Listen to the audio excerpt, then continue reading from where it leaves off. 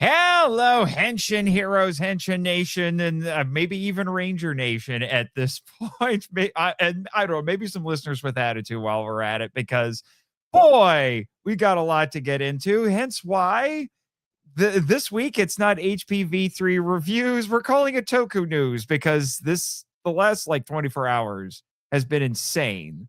Absolutely in freaking sane. But I am Nathan Marchand, aka the Subro. I'm Jake, aka the Metal Don. And I'm Chris, and for this week, the Fan Expo guy. The Fan Expo guy. And who else is and who's that with you? And this is Rose, aka Saying Girl. Saying Girl. Yes. And she's the girlfriend. Yes. She's real. She's real. She's real. There were doubters. I'm sure. With a face like this, I'm sure there were doubters. Oh, come the frick on. The only person who gets to make the self-deprecating jokes about being perpetually single is this guy. Anyway.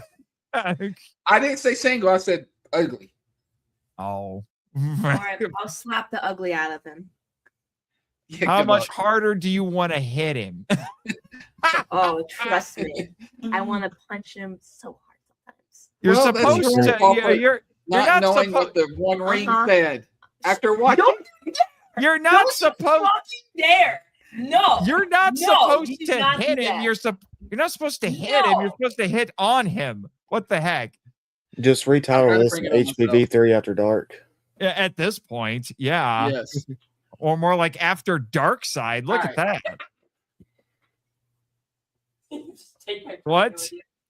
What in the actual Christian hell is going on here? Simple. The Sword of Darkness versus the Sith Lord. You splurged. You splurged. No, it was a gift from Moa. Someone got spoiled. Wait, did she get it for you? Yes, I did. She got it for me. I had to spend my money on you two. Oh, he spent his hard-earned money on us, Jake. Well, one other thing I got apparently for next week we're getting stuff. Oh, you got the signature for it? Cool. Nice. Yes. I got so apparently for next week we're getting stuff from Fan Expo. Good. I would think he would get you the Sword of Darkness, though. It seems very fitting. She got me the Sword of Darkness. Okay. No, I'm talking about. I'm talking like I thought you would have gotten the Metal Don the Sword of Darkness, because he's the resident bad boy of this trio. Well, I didn't have that much of a budget, and she decided to spoil me with this thing because I've never seen this in person before, and it is awesome. Yeah, I forget what was did the Sentai version of that thing have a name? I forgot what it was. What was this? I don't remember. I don't remember. Yeah, I'm gonna look that up here really quick. Are you jealous, Metal Dawn? No, I have Zenitsu's sword, so we can go at it. Oh no! So the next time we meet up, there's gonna be a duel. There better Absolutely. Of course, you can't actually carry this into a con because it's actually metal. Yeah, probably. The Sentai its Sentai counterpart was called. I remember this now. It was called Devil Sword Hellfried. Yeah, Hellfried, Devil Sword Hellfried. Also, forgive me, listeners. He's eating. Yes, cons equal late dinners. Nate knows all about this. Is it rude to eat on stream? Is this? I didn't know about this. I don't know. But I just like to apologize for anybody who hates to see people eating. Get over it. Yeah. Well, anyway.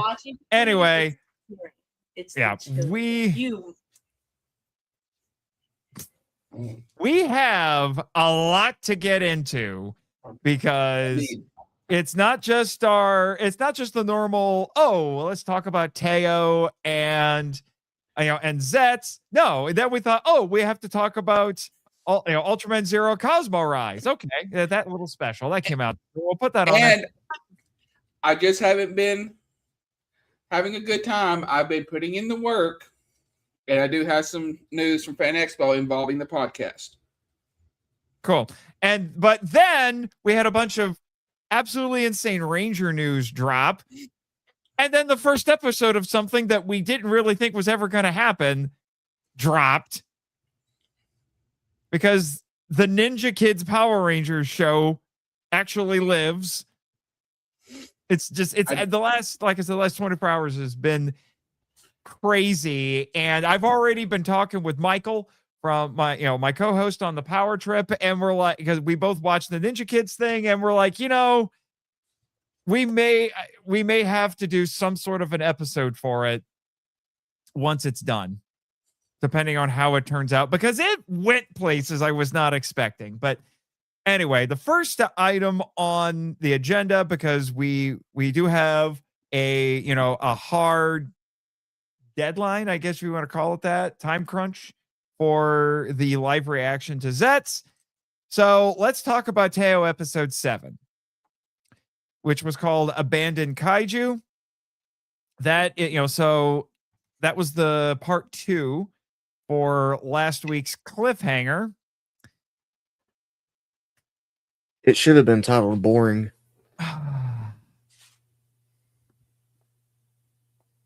But I am really starting to feel the frustration with this, because we haven't had a genuinely threatening kaiju, I think, for about 4 episodes minimum.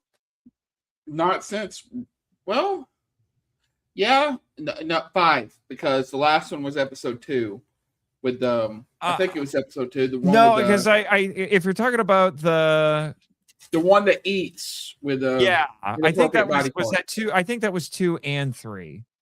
Yeah, I think it finished in 3. Yeah, I'm pretty sure that was in 3. And I was like, okay, still got my doubts, but I'm still with it. It is starting to test my patience. I hate to say that. I can't believe I am saying this.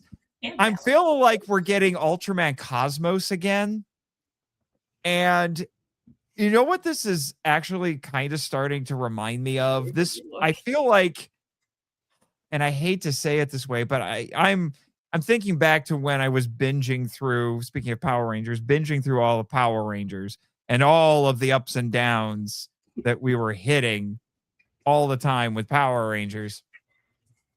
And I don't want to say that Teo is going to turn into something as bad as, getting a curved blade shoved into your throat. But I don't want to say it's going to end up as bad as like Operation Overdrive or something like that, because I do think Teo is better than that. But it's starting to feel almost like an equivalent to that. Like, we had this massive high point with Blazar. We had a solid season with Arc. And I would say an even more solid season with Omega. And now going into Teo, it's not living up to the hype. No. Because once again, we have a kaiju that doesn't mean any harm. We went from the kaiju that's basically an overgrown dog that just wants to play to a bird kaiju who wants its mommy. Because it imprinted on a human after it was hatched and had been raised by said human lady scientist for a little while. Then it got too big to handle, so she abandoned it. And like, that's what this whole thing's been. And then you had Poochie grow big for no reason except to make, the main girl do some character development. And you barely really got any of that. It was just kind of dumb. No, they gave a reason for Poochie turning big. The problem is that it's incredibly difficult to replicate it. That's the thing. True, but he also did nothing. Literally, he grew big, and then he grew big and shot a laser beam. That's about all he did. That could have been the end of the last episode. Yeah. Yeah, so that was kind of I mean, it was the conclusion I was expecting to that cliffhanger, but it also felt a little underwhelming. Yeah, it went so fast that I'm like, okay, wait a minute, what just happened? I had to go back and see what happened because it was over. Yeah, and the thing the annoying thing is it's a pretty solid kaiju design. It's not my favorite Ultraman kaiju sidekick. That is, and at this point will probably always be Earth Garon. Oh, Earth Garon's fantastic. I need an Earth Garon figure in my life. I need to find the I wish I had found the nicer Bandai one that actually had the extra accessories you could put on it. That's probably super pricey at this point. I wish I'd have bought the figure arts when I saw it. That's what I mean. Like I think I don't know if it was figure arts or something else, but Earth Garon is peak kaiju sidekick at this point for an Ultraman. And the other thing that was weird is I was thinking, okay, if Poochie gets big, they'll pitch Poochie's voice down a little bit because now it's the big scary monster. And they didn't do it nearly enough. It still sounded a little bit like regular Poochie. And I'm like, that's kind of undermining the intimidation factor here, guys. Yes. Yeah. For sure. Now don't talk bad about Poochie. That's the only thing she likes. No. Sure. I mean, I don't hate Poochie. I just want to put that out there. I do not hate Poochie. Although Poochie is giving me so many Pokemon vibes, though. Like, this thing is a freaking Clefairy. Yes. Yeah. I don't hate Poochie. I just wish I use it better. There's that, and they did confirm Poochie's an empath, but apparently they don't know how to control who Poochie is being empathic with. Because the only reason Poochie got big is because it sensed Betchy saying he was going to he's going to rescue all of the cats out of the house that was about to get destroyed. And that triggered his transformation into the kaiju. But then they couldn't get Poochie to latch on to very well to specific people. Now, there was a bit at the end of the episode where Poochie picked up on the actual internal emotions of Betchy because he was angry that he got saddled with taking care of the cats. He basically just got saddled with the cats, period. And he was being nice on the surface, but inside he was raging, and they figured that out because Poochie got angry. I would have let him out on the side of the road. Oh, what, the cats or Poochie? The cats. Wow. Poochie turns into a kaiju. He wouldn't mind having his own personal kaiju to deal with. If you could figure out how to make Poochie work, but Poochie's what you get when you cross Jigglypuff with Godzilla. Clefairy. Or no, I would say Jigglypuff because of the emotional thing. Man. Well, he does kind of Clefairy's head. True. So actually, you know what Pokemon? You know what? You want to know what Gen 1 Pokemon that Poochie really looks like? It's a Chansey. Yeah. Yeah. Yes. Yeah, a character who showed me how there's a major difference between hit points and defense on your stats. Because having a ton of hit points but low defense is not going to save you. Learn that the hard way. Anyway, so the episode boils down to finding the woman who raised this bird kaiju. Super bird kaiju, yes. And then getting her to basically say, "Hey, you need to stop what you're doing." And we don't even know what happened to the thing at the end. No, it flew away, but I'm like, where did it go? This is like space or something. Where did it go? This is like one of those old medical drama vet shows you would see on like ABC Family that never really finished the plot or made any sense. we are now watching Ultraman Vet on ABC Family. It's starting to feel like that because you know what's another thing I've realized? We have gone about at least 4, maybe even 5 episodes, and we haven't seen Teo do a proper Specium beam. He'll try to do it, and then everyone stops him and says, "Don't kill it."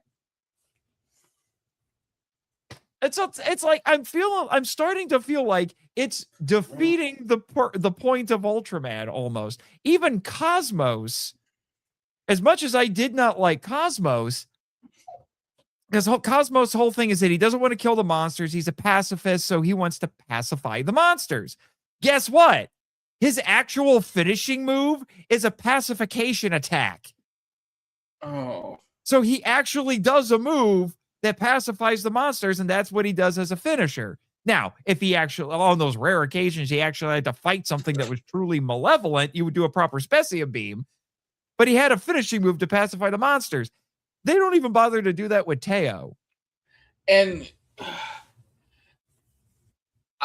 Ultraman feels like such a side character in this. That's the other thing. Like the first couple episodes, Teo felt like he was the star of the show, and now he feels like a guest star in his own show. Yeah. I know we talked about that when we did our coverage of the original show.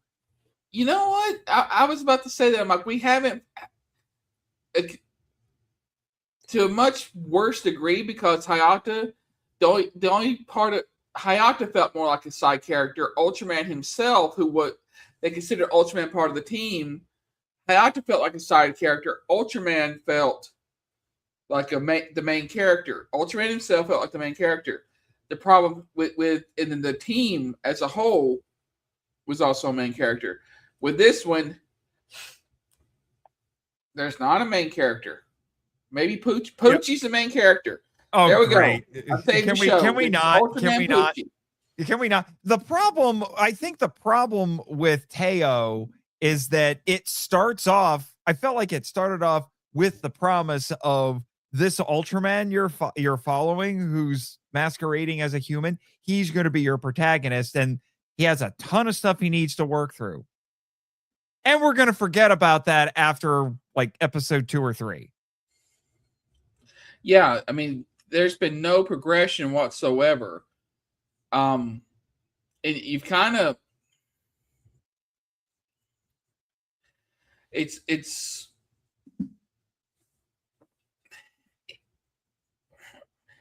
you've got a protagonist that is not very, you're not compelled to like him a whole lot, because sure, he's being nice to Kaiju. I'm like, you're being nice to the things that destroyed your world, and you took their best chance. From what we understand, their best chance of defense off planet, and and we're not getting any character development. I feel like we're gonna get a whole bunch in one episode that we're like, okay, we're now on the right track, and then it'll go back to the status quo. Okay. Just to satisfy my own curiosity, I'm looking at the Ultra Wiki right here, and I looked up the director and screenwriter for this episode, and it's been the same guys so far. So the director is Takashi Ninomiya, and I had read some stuff about this guy before, but now I'm looking up on here just to remind myself what else has he done. And it's a bunch of stuff I've never heard of. And none of it, absolutely none of it, is Ultraman.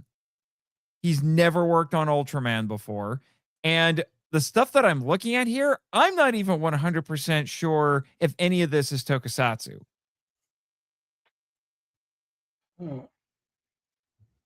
And he hasn't worked in any of the major franchises. The only thing that this director has worked on that sounds remotely like it might be Tokusatsu or like, Henshin Hero adjacent is something called 8 Ranger. Okay, 8 Ranger. If I go off of it's IMDb calls it the 8 Rangers, but if I go off of what I'm seeing here, it looks like it's at least Super Sentai inspired. Action comedy. Oh, never mind. Never mind. It's not. It sounds like it would be like Super Sentai inspired. No, it's about a boy band. Fantastic. Well, but the thing that's confusing is the IMDb summary says 8 costume heroes overcome their individual weak points to form a strong, united team that can battle against an oppressive group led by an evil villain. So it sounds like if I put these two summaries together, it's about a boy band that tries to be superheroes. And then everything else on this guy's, like here, I'll just bring it up. I'll just bring it up as a screen share so you guys can see what I'm saying. Damon would produce. Oh my gosh. Save that one for later. So we have right here, we have 8 Ranger, My Love, My Baker, Lifeline Us, Yuru Camp, Food Luck. What is this? Marunovich? Marunovich? That sounds like Japanese and German had a baby. Harekon, Don't Lower the Curtain, and Love Trial. And they put this guy is your main director on the anniversary series of Ultraman. I am starting to question Tsuburaya's decisions here. And then Shigenori Tanabe, our main writer, he's written everything so far here.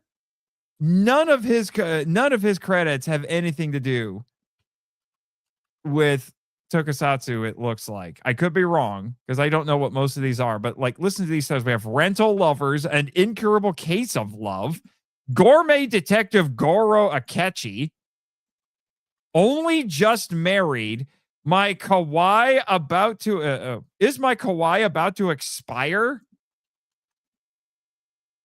What is this? Obakazukan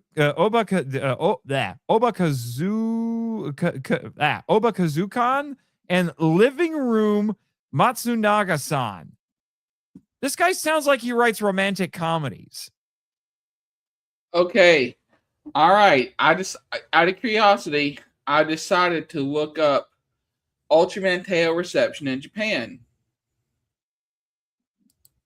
All right. So it says Ultraman Teo premiered in Japan on July 4th, 2026. Public and fan reception has been mixed to critical regarding production values and pacing, while the tabloids' reports of behind-the-scenes set trouble sparked debate among fans online. Oh, really? Trouble behind the scenes, huh? Yes. All right, let's see. Mixed early impressions on the forums like Toho Kingdom. Opinions are mixed. Some viewers praise the ambition, while others criticize early episodes for feeling slow, visually constrained, and repetitive compared to prior entries like Ultraman Arc or Ultraman Blazar.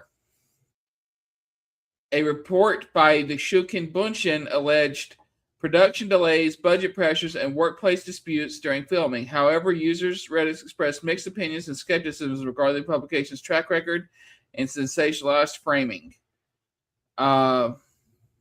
And then there's a consensus among fans on Reddit noting that screenwriter Shigenori Tanabe achieved a notable franchise milestone by penning the series' first 12 consecutive episodes single-handedly. He wrote the first half of the series. Oh boy. Looks like they got the Japanese Ryan Johnson. I don't know if I would go that far, but I started getting a bit concerned when I was reading the official press release for this show, and none of these people had any experience with the franchise. And then when I would look at their credits, I'm like, is any of this Tokusatsu? I will settle for you snagging a guy who used to work at Toei. You know, on like on Rider or Sentai or something. I mean, and then one of our favorite guys, Koichi Sakamoto, he's worked in all of them. Mm-hmm. Yeah, Koichi would have been great for this season. I don't know if it fits his sensibilities. However, if you want to watch, if you want to watch an Ultra series, to my surprise, he did not direct any episodes of the regular show, but he wrote a ton of the episodes. G'd. I'll definitely have to check it out. Yeah, like I said, he directed the movie, and I think did they have I'm trying to remember if they had a special attached to that one. If basically anything that wasn't the main show, he did direct it, but he wrote a ton of the episodes. I did not realize he was a screenwriter. Koichi is insanely talented. He's another one I would love for us to get a interview with. For sure. But I am just baffled.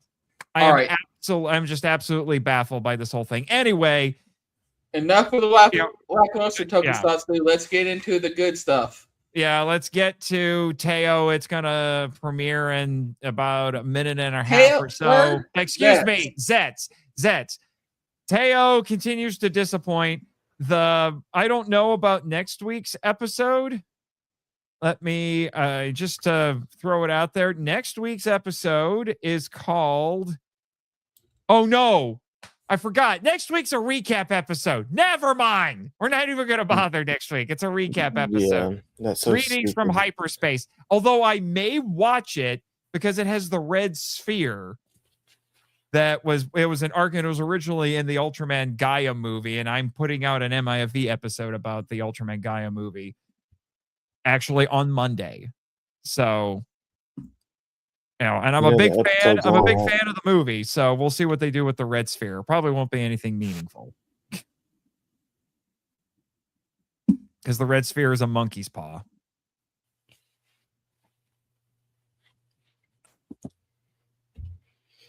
And it's used brilliantly in that movie. All right.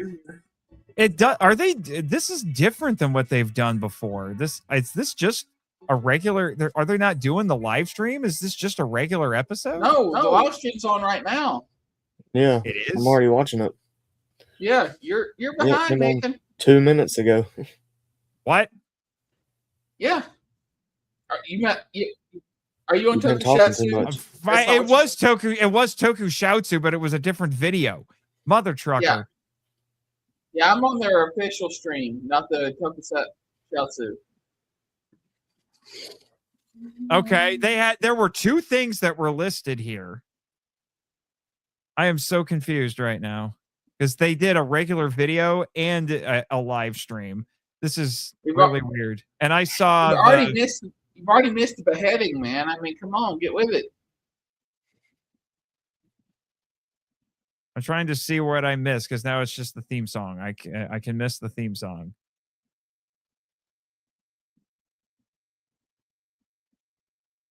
What do you think of this entrance? Mm-hmm. You're going to love him. Nemi, baby.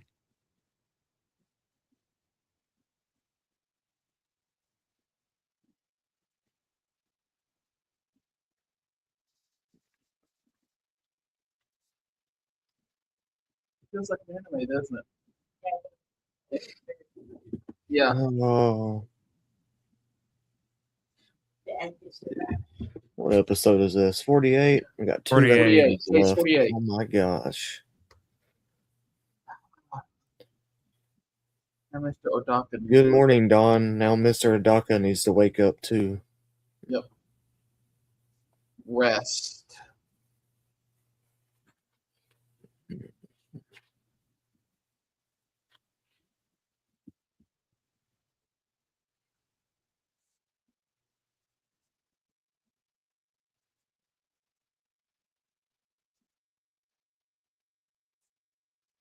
I would actually love just to watch a show called Black Case, just following the detectives working on cases like this. That'd be fantastic. That would be. Yeah.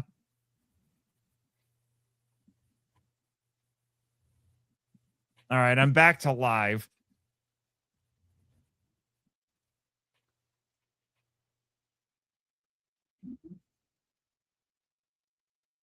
Oh, he got the crap kicked out of him.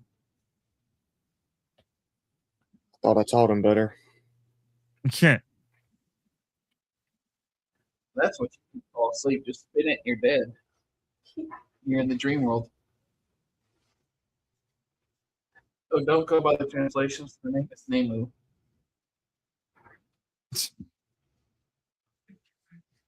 You're very particular about this. Yeah, because it's wrong.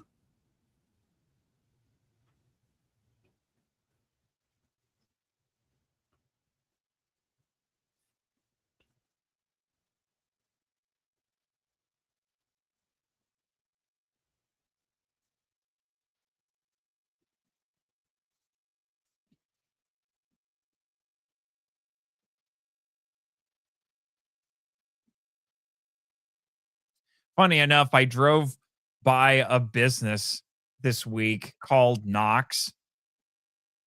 Nice. Really? And and the first thought that went through my head was Jake needs to know about this. I wish I could have stopped and taken a picture. Oh, it's a job for Kamen Rider Jr.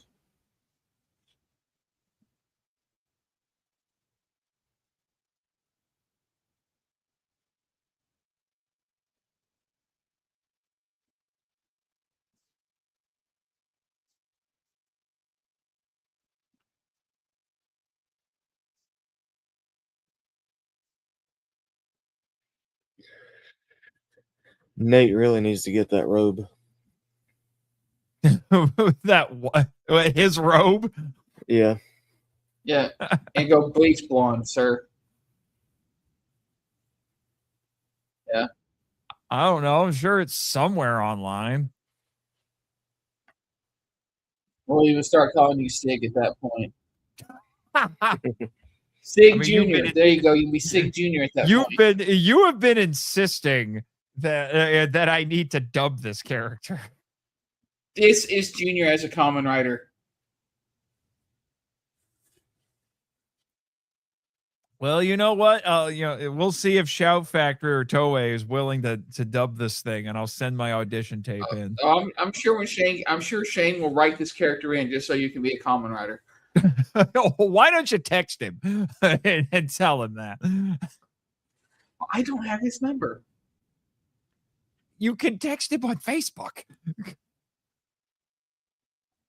That's not texting. That's direct messaging. Whatever. You could DM him. Fine. See?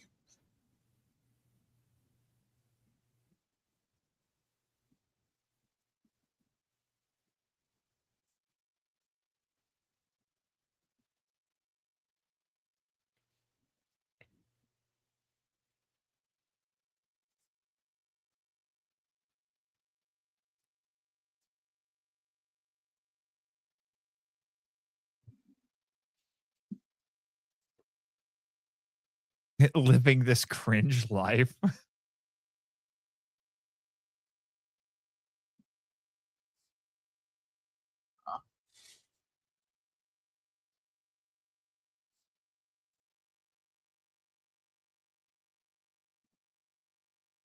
I've occasionally thought about going platinum blonde like him. Do it. I've done it. Nope. I mean, when I was born, my hair was that white. Mine too. Mm-hmm. My mother says I was the only blonde baby in the hospital when I was born, so the nurses love me. It was the last time women who weren't my mother actually loved me. Oh. I even went black, but I came back. Oh my god. Oh my gosh. What am I putting up with here?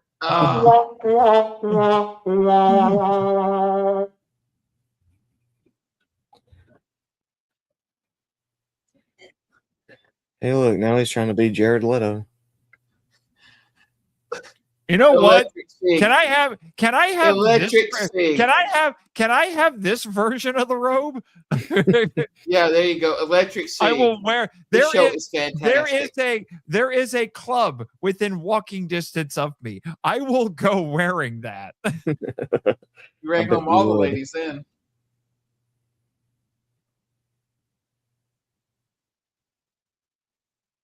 Speaking of ladies, okay.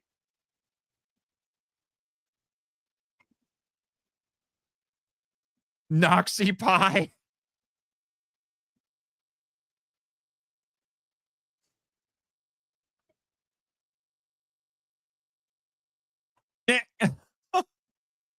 Oh, darn it.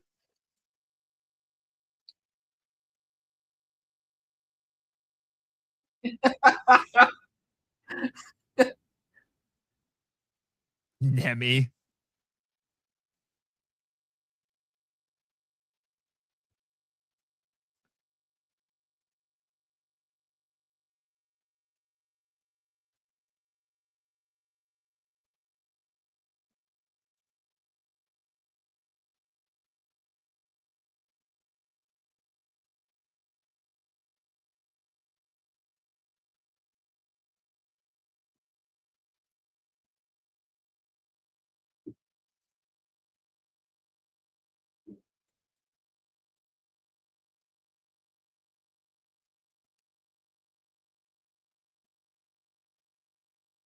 Holy cow.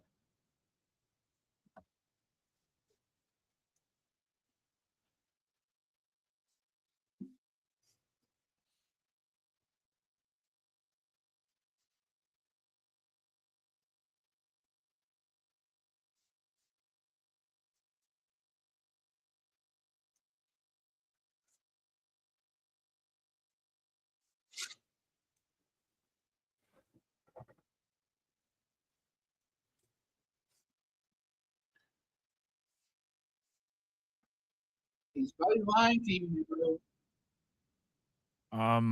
Are we gonna build to a very Japanese style noble suicide?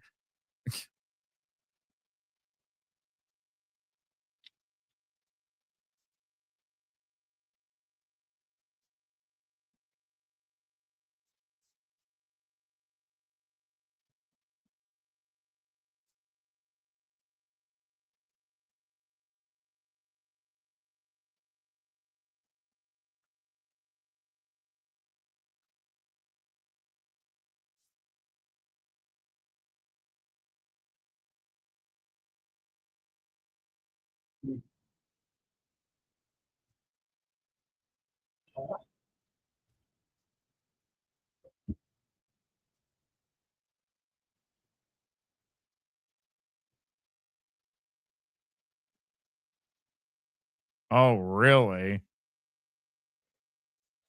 Looks like me and you were fighting together, Nate. I was code number 1. Subordinate.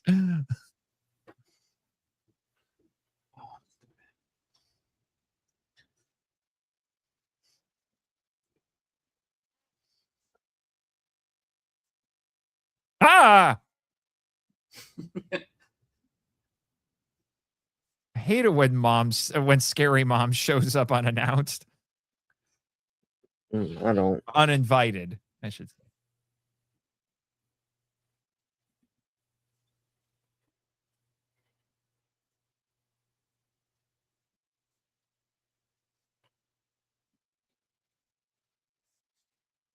Well, it's a good thing I'm not code. I'm not like code. There.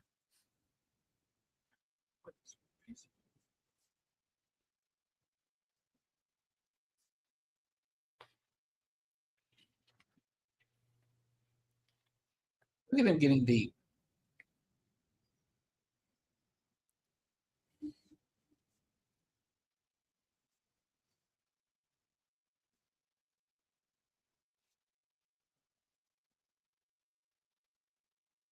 Plus, it gives me a hero's dilemma. I have to figure out how to save everyone.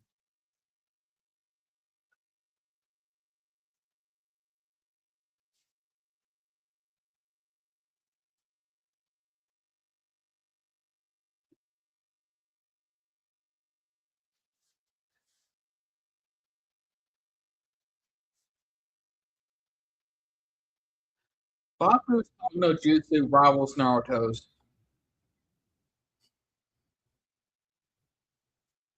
I'm on it.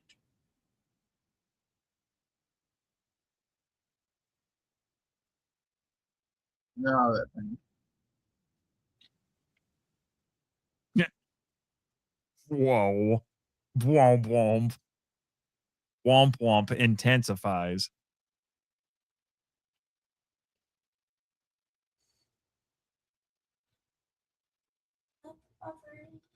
No, not the buffering.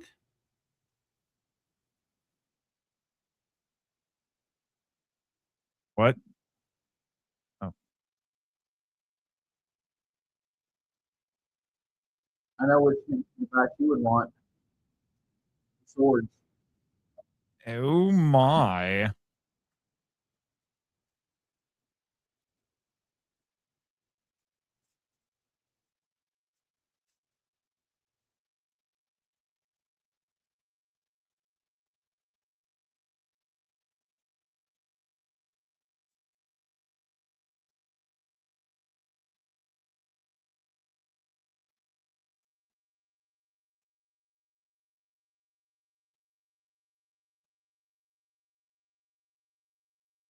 I see Toei owns a meadow too.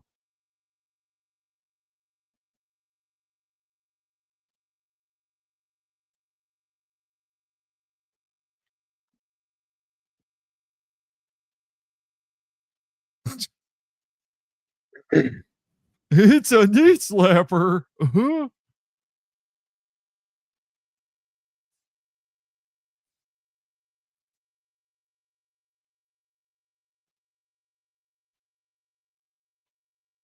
Oh my gosh, a motorcycle? A Kamen Rider on a motorcycle? What is this? 1986?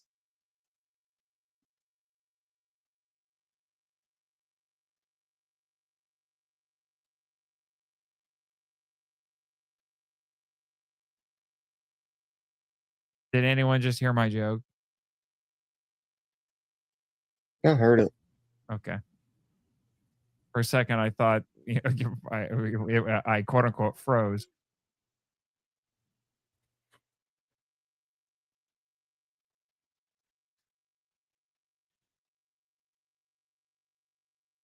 Doing a little Kamen Rider black fist clench there, huh?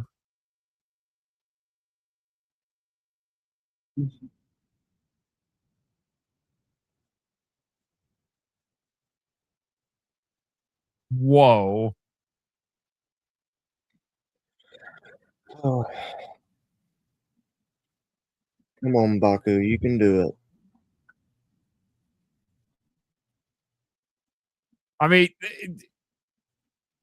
this guy is, as far as we know, he's the penultimate boss here.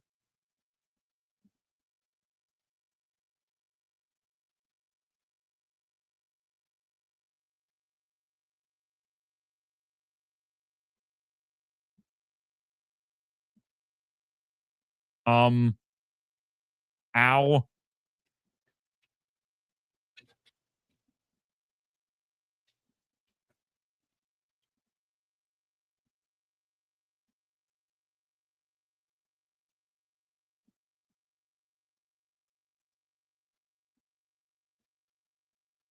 Frick.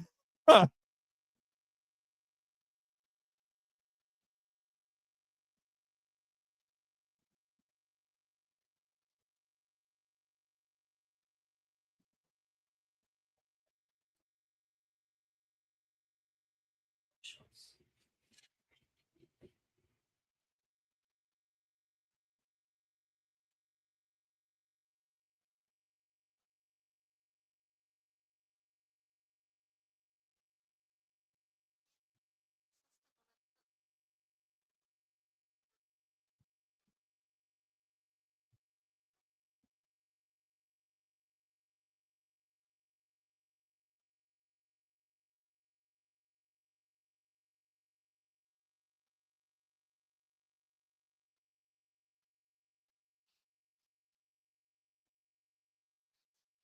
Does she still have her rider belt? Who, Nem? No, the mother. I think Doubt so. it. Huh? But why she might? But why would she need it? Huh? So she She might. But wouldn't. why does she need it? She wouldn't, but there's somebody else there who could use it. Wait a minute. Is she gonna walk on water?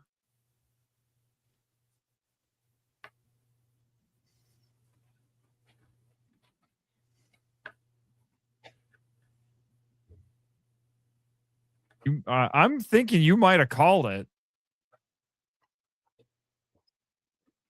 Either that or Nem's just gonna walk in there and say no, because she gets like lucid dream powers. Yep, she walks on water.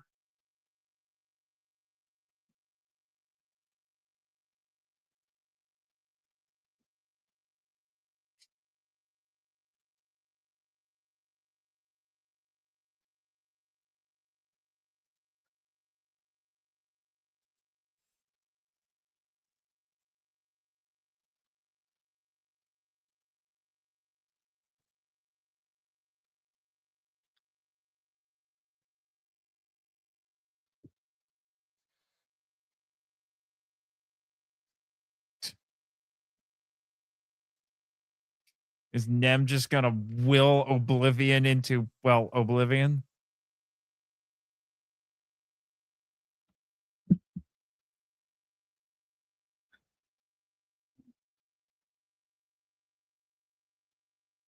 Wait, did we just get Deus Ex Nemica? It looks like it. Well, we got 2 more What? episodes to go, guys. So no.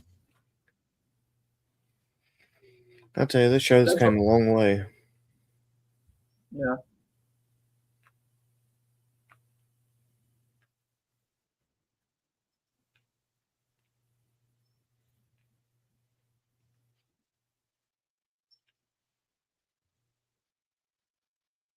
Well,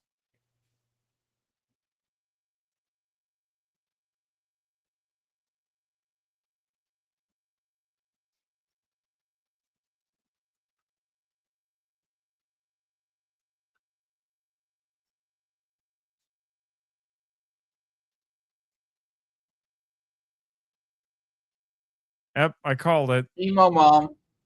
I called it. A noble suicide.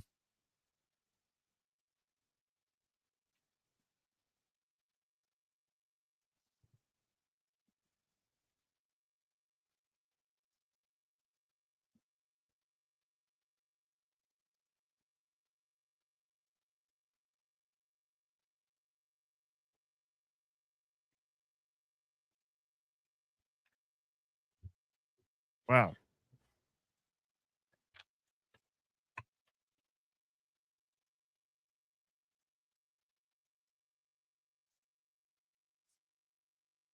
Oh, Oblivion is still there.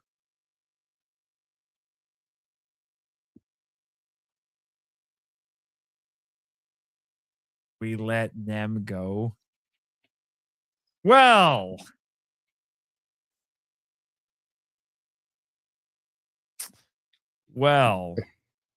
they want us to think that Nem is gone now. Oh.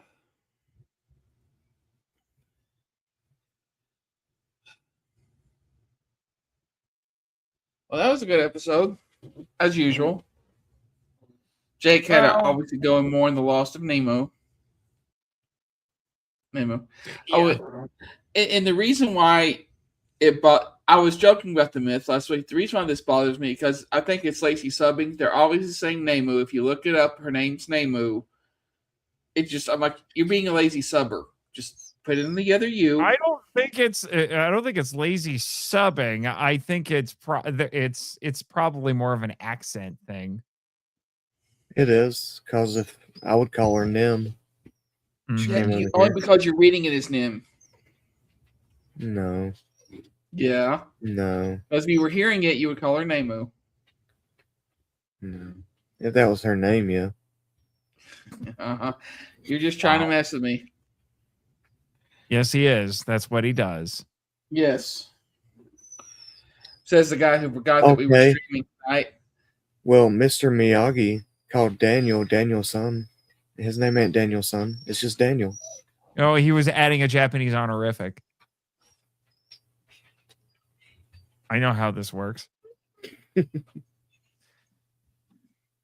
Yeah, we do have some comments related to the episode that I'm going to highlight here. And as per usual, they're from Edwin. So reminds me of the scene. Edwin's brain goes to places. It reminds me of the scene in Scooby-Doo Monsters Unleashed when Fred tried jousting on a motorcycle. Now with the bike and the old bike status quo, I'm reminded of the Black Panther Ghost Rider that rode the Panther that was possessed by his own father. Up the T'Challa. T'Chaka really like that. Your brain is the Library of Alexandria when it comes to just remembering scenes and making comparisons between shows. Yeah. It's fantastic, sir. Yeah, with the form and how Sora adapts to a world order, is Kingdom Hearts 4 a henshin hero game or only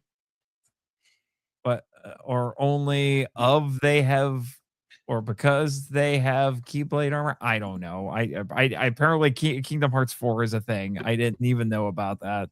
Yeah, they're making Kingdom Hearts 4. Of course they are. A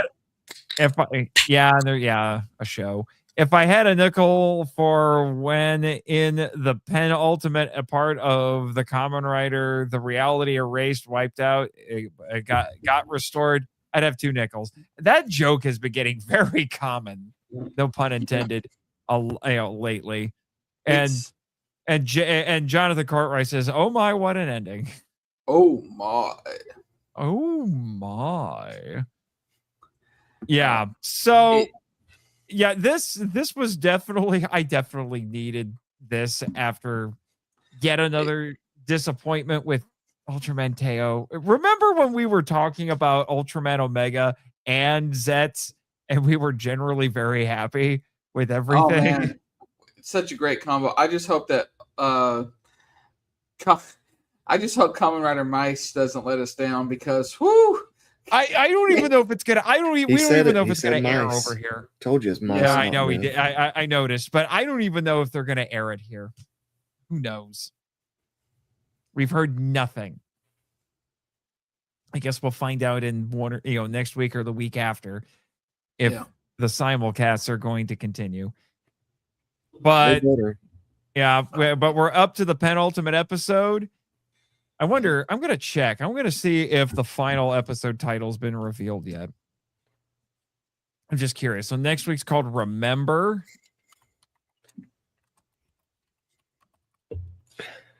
Which is fitting. Let me see. It'll be the first 2-worder. It'll be At Last. They haven't revealed the last one. No, they've had a 2-word name. Have they? Yeah, it's 1 word in Japanese, but in English it's 2 words. It was 25 appropriately. It's called Get Started. But I'm looking at it. It's 1 word in Japanese. Hajimeru.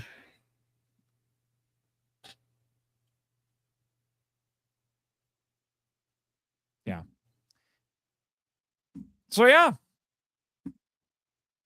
that was pretty good. What's Jonathan going on about? Was always time for 7 Seas of torrential rain. Yeah, I see what I get what you mean there. That's what you've been doing with all the Project Red stuff. You sneaky piratey man, you. Jonathan did say something about buying me Gavin Infinity's henshin device earlier. Yeah, I saw that. Yeah. Yep. I'll let you know where to send it. Yeah. Metal Dawn needs a Gavin Infinity henshin device, as do I. Or I can get the Omega Horn Mega Horn device. Wow, that's only a little confusing. Yeah, well, he did also say that that was a great Sword of Darkness there.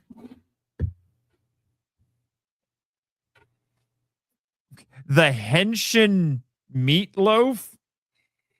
What is he? What's the Henshin meatloaf? I don't understand. No clue.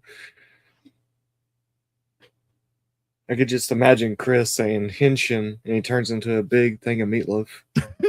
I am Southern, so. Yeah.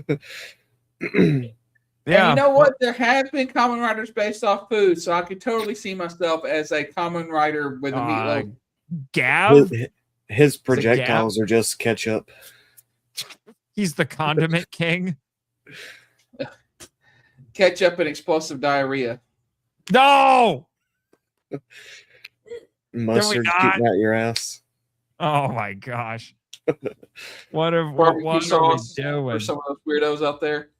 What are we doing? Don't even talk about the mayonnaise. Oh no.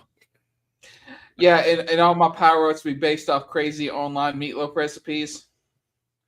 Is that why you always fail? I'm sure there's 50 recipes. Kamen Rider Redneck. Redneck. Oh my god. Redneck. Yes. So, as somebody who's not watched a lot of Kamen Rider, what do you think of the episode? I like it. Very nice. I like the battles. Costumes are great. I have no idea what's going on, but I do enjoy it. Well, yeah, well, should be watching with 3. Yeah, should have been watching it with me. Oh, yes. No. Yeah. No, Well, she's been supporting our streams, but instead of watching Kamen Rider, she's been watching Star Wars and Dutton Ranch and anything with Jensen Ackles. What? And I know why you bought me this. This is apology for telling another man you loved him right in front of me. Don't say that. It was Jerry Lucky.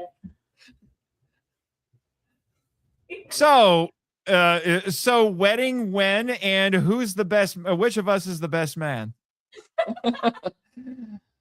Don't know, and don't know.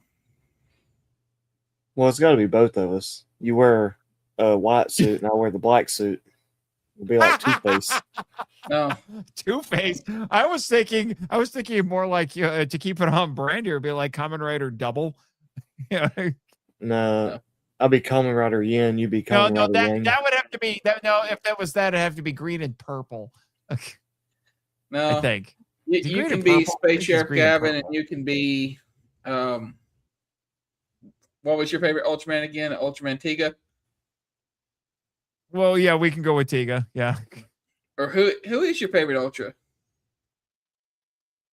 Probably Tiga. Okay. Oh, we could go with Tiga. Make up your mind, sir. He's going to allow cosplay at the wedding. Okay. No, she would probably allow cosplay at the wedding. Oh, Because 100%. she. Oh, 100%. Well, okay. There you go. There you go, Yes. Jake. Like, oh, is she a fan? Yes. Go find yes. yourself Yeah. a Gavin costume. A Gavin costume. I know. I can I'll find a just be Tiga Fat Thor. cosplay pretty easy. Fat Thor, bro. Thor. Yeah, she's just a fan. She's just a fan of everything except the new Little House on the Prairie reboot. God, no. Fuck that show. Wow, the rage, Yes. rage, and we get there we go, instant PG-13 right there. Yeah. We got the one fuck bomb. Oops. That shows Now it's rated R. Somewhere my Deadpool is crying because now he knows he's been denied his one chance at an F-bomb. Do it. Do it. He so needs to cosplay Deadpool. Because he voices Deadpool, by the way. You do? You didn't tell me? You haven't heard this out of the I didn't tell you times this. he said it? No. Bring out the Deadpool, sir. Go Go listen to X-Men the audio drama. Look for an episode called The Trial of Magneto. All right. Skip all the way to the credits, and you will hear Bring out me the voice Deadpool, Nate. Deadpool. And he interrupts the credits, and then he calls the showrunner at the end. And both times he's just insisting that he needs to be on the show in the most obnoxious way possible. Yeah. Okay. Yeah. And apparently, for the listeners of this podcast, of that particular audio drama, it's a fan-made audio drama.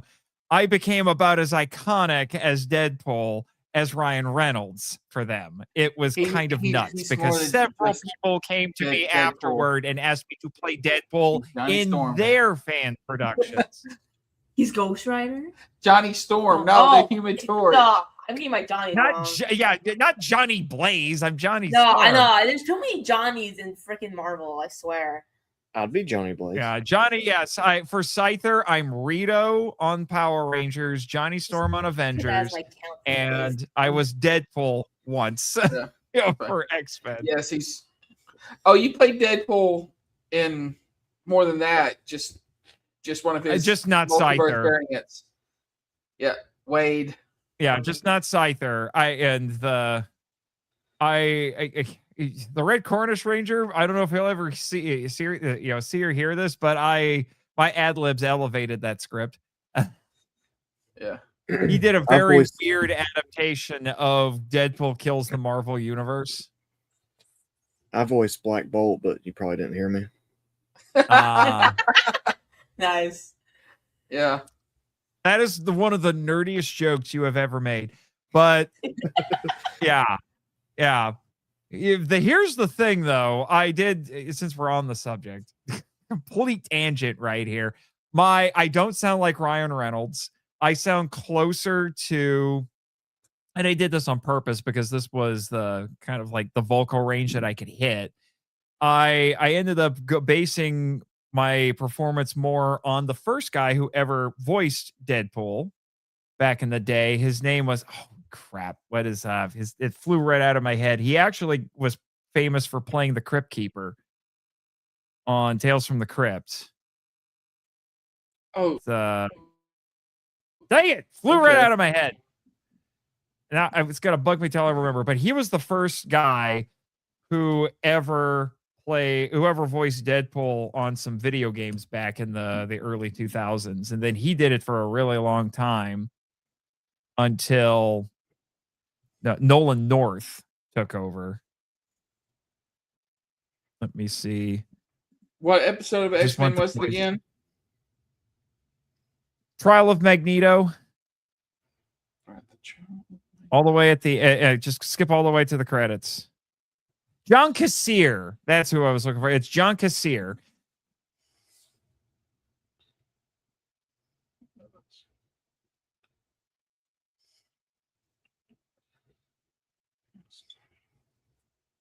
What are you talking about? What are you talking about, Edwin?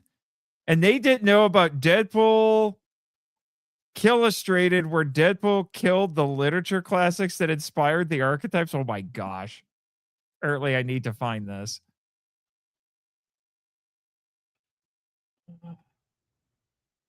Are we going to attempt to listen to this live? Yes. Because it's going to take like 5 minutes. Probably a little longer.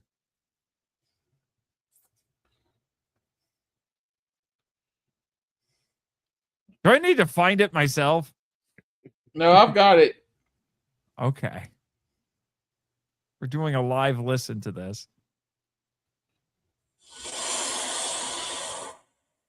You gotta, like I say, you gotta skip to the credits. Oscar Stavemeyer. It'll be, if I remember right, it's if I remember right, I think it's. But I really have to get back to work. So, Daniel Roberts. Nope, back it up. Hang on. It almost at the end. I can't get it exact. I think it'll be after he does the Patreon list. It's coming.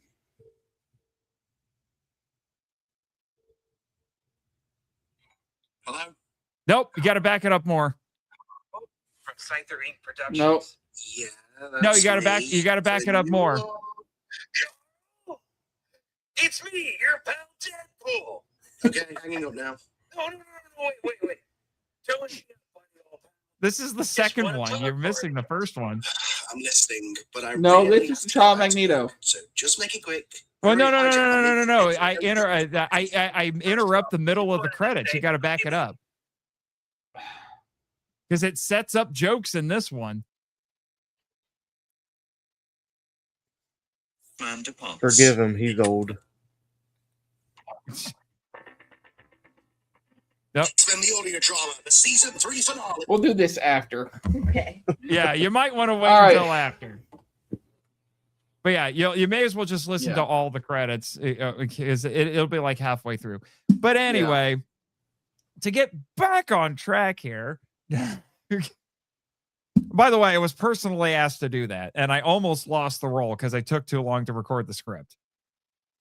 Damn. And apparently, it was a good thing I didn't. Also, I have been clamoring to get Deadpool back on the show in some form or another, even if it's just for like a cameo. Did I freeze or anything? No, I can Yeah, hear you did for a minute, but we still heard you. Okay. Yeah. But anyway, but one of the things that I really want to do is I may even produce it myself. We'll find out. But I would love to do an audio drama adaptation of Deadpool's very first appearance, which if I remember right was New Mutants number 98. Because his very first line is now in the Scyther context unintentionally funny. Because the very first thing Deadpool ever says in a comic book, well, for a little bit of context here, he was initially supposed to be a throwaway villain who got hired to kill Cable. All right, Rose, let's test your comic book knowledge here a little bit. What's Cable's real name? Jake Hambrick. I actually don't know that. Do you know who his parents are? No. Wait. No, no, it's not coming to my mind right now. Well, He's the son. you know in the he's comics, son guy has of- one red eye. Who else do you know has one red eye? That Wolverine likes to call one eye. Oh, Cyclops. I was thinking Cyclops. Yeah. That was coming. And if I remember And right, Jean his Grey. mother is Right Jean here. Grey. Nice. Yeah, his mother's Jean Grey. Yes. Oh, that's cool. Which is why Cable in Villain Support is a telepath. Ah, that makes sense now. I forgot about that. Yeah. Yeah. And his So, first name is so, here. yes, Part of his his middle name last is is- here. so Cyclops' name is Scott Summers. So his last name is Summers. Do you remember his first name? Nathan Summers. Yeah. Apparently I didn't hear that part. It's bugging out a little bit. It was bugging out there for a bit. So it's Nathan Summers.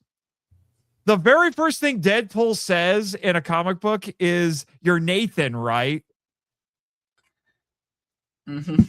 So if I get to write that script, I am going to throw in one fourth wall joke when that happens, and he's going to say, "You're Nathan, right?" And I don't mean the guy voicing me right now.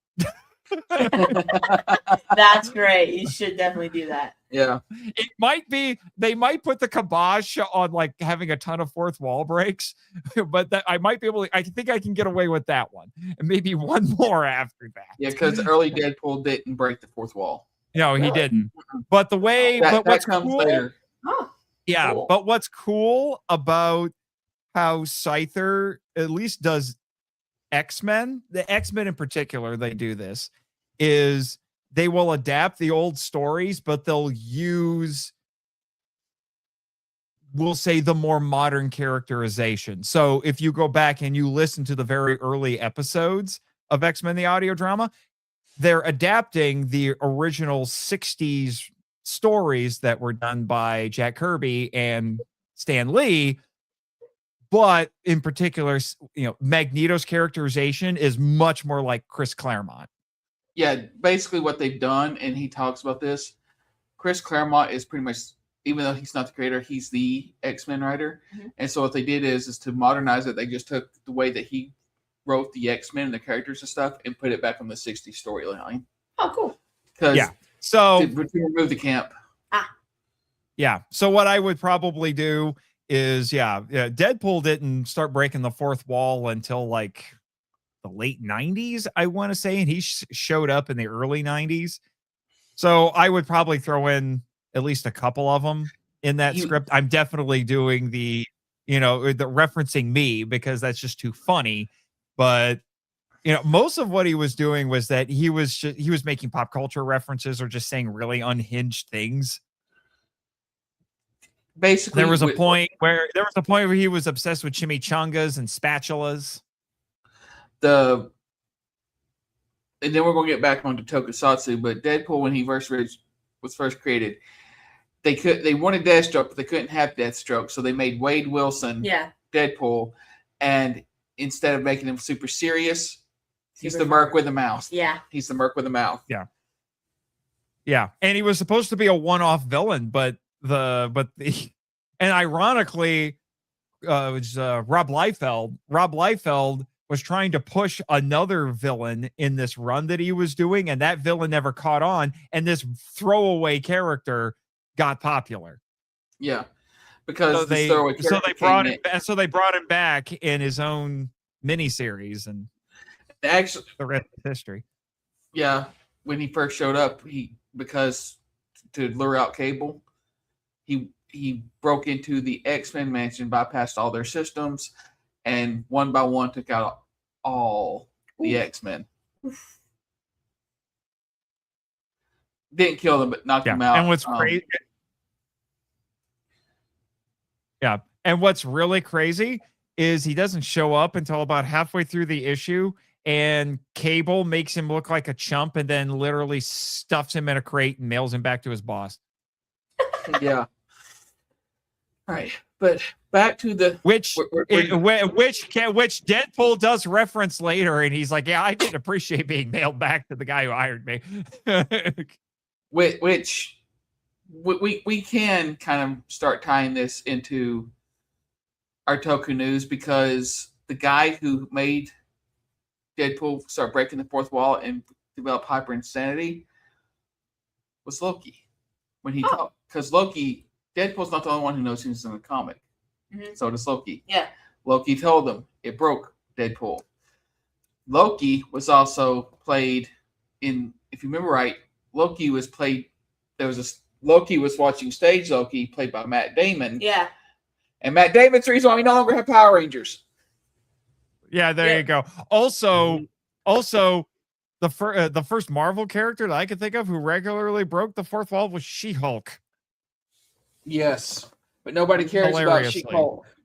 No, not anymore. But anyway, so do we want to talk about that, or do we want to talk about Cosmo Rise?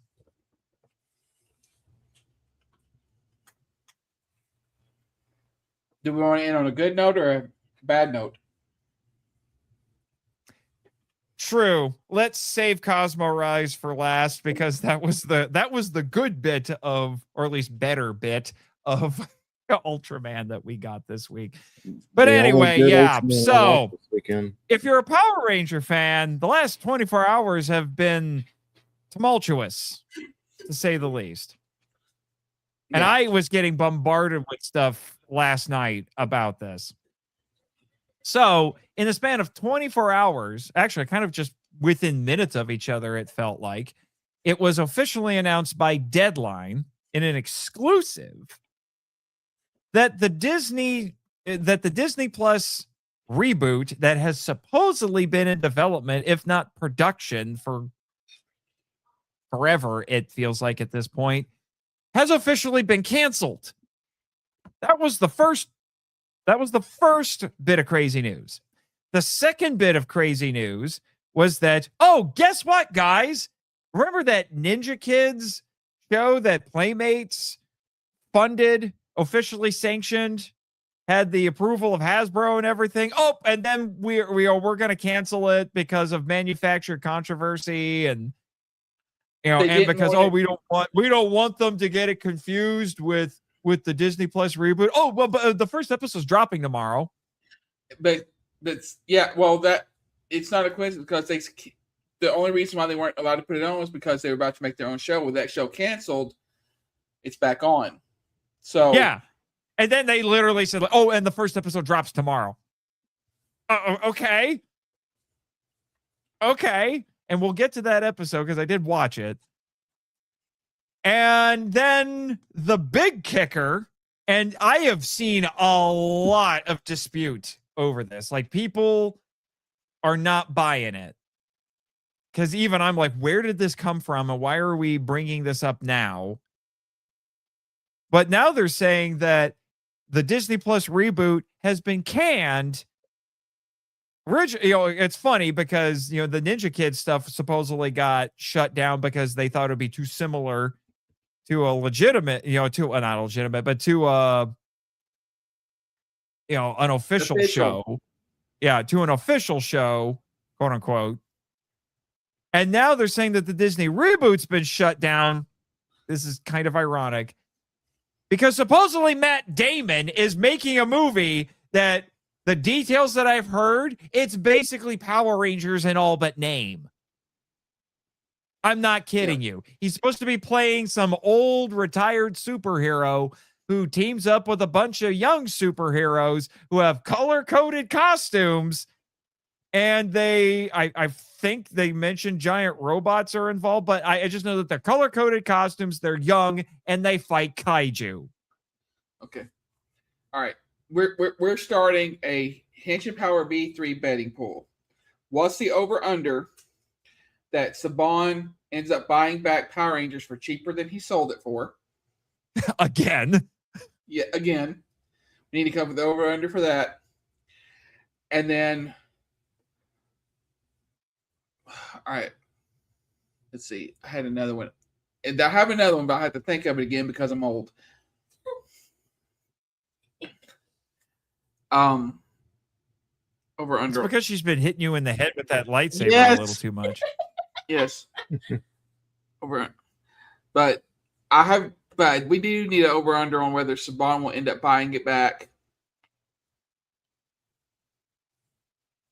I hope Saban buys it back. That would be the best thing that ever happened to Power Rangers. Well, but here's the thing: 5 years. If he buys it back, what's he going to do with it? They're not making Sentai. They're not making Sentai anymore. They can make their own show. They don't have to, You think Saban's gonna? This is Saban we're talking about here. You think Saban's gonna fork over the money to do that? No. Who says that he can't maybe make a deal? Talk to them about since they canceled Super Sentai. Maybe start adapting some of their other stuff as new versions of Power Rangers and just call it Power Rangers. So you're saying grab some of those 10-year-old Sentais that never got adapted? No, not necessarily. He could also be because they have introduced metal heroes in Power Rangers. Maybe he gets the footage for Infinity and makes it to a Power Ranger show. They're literally Power Ranger colored. Yeah, you could do that. Good. I don't know. I don't know if people would. Well, I don't know if Ranger Nation would accept that. The only other thing I could think of, and this is genuine pie in the sky thinking here. Saban buys it back and then basically does a co-production with Toei. Or he buys it back where they just, instead of it being Super Sentai, it's just Power Rangers. It's basically like what they did with Zhu 2, where they filmed the special effects footage, and then send that over to Saban, and they film the American actor side. Yeah. And stitch it together. or they just because he's done. A lot of people don't realize this, but he also did work on animated shows too. He might just decide to make it animated and try to hire voice actors. Well, yeah, and guess who's? I can guarantee you, almost like a bunch of the people from Scyther are going to be like, if he's just going to do Mighty Morphin, animated Mighty Morphin, we're all auditioning. Yeah, he'll definitely try to get some of the old cast and crew back that he can to play their characters again. Yeah, so that you probably Joey Sarlis. I'm just saying. He can replace JDF. Other people can replace JDF too that don't try to sound like JDF. The character does need to live past the actor. And I love JDF. Well, yeah, that's true. Why can't Joey do it? Come on. Now you're saying that.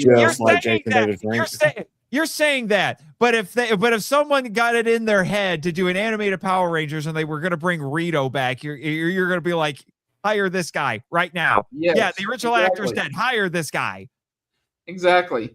You and all the other Rito heads, but apparently Joey can't play Tommy. Yeah, because you made Rito your own in ways that he hasn't made Tommy his own.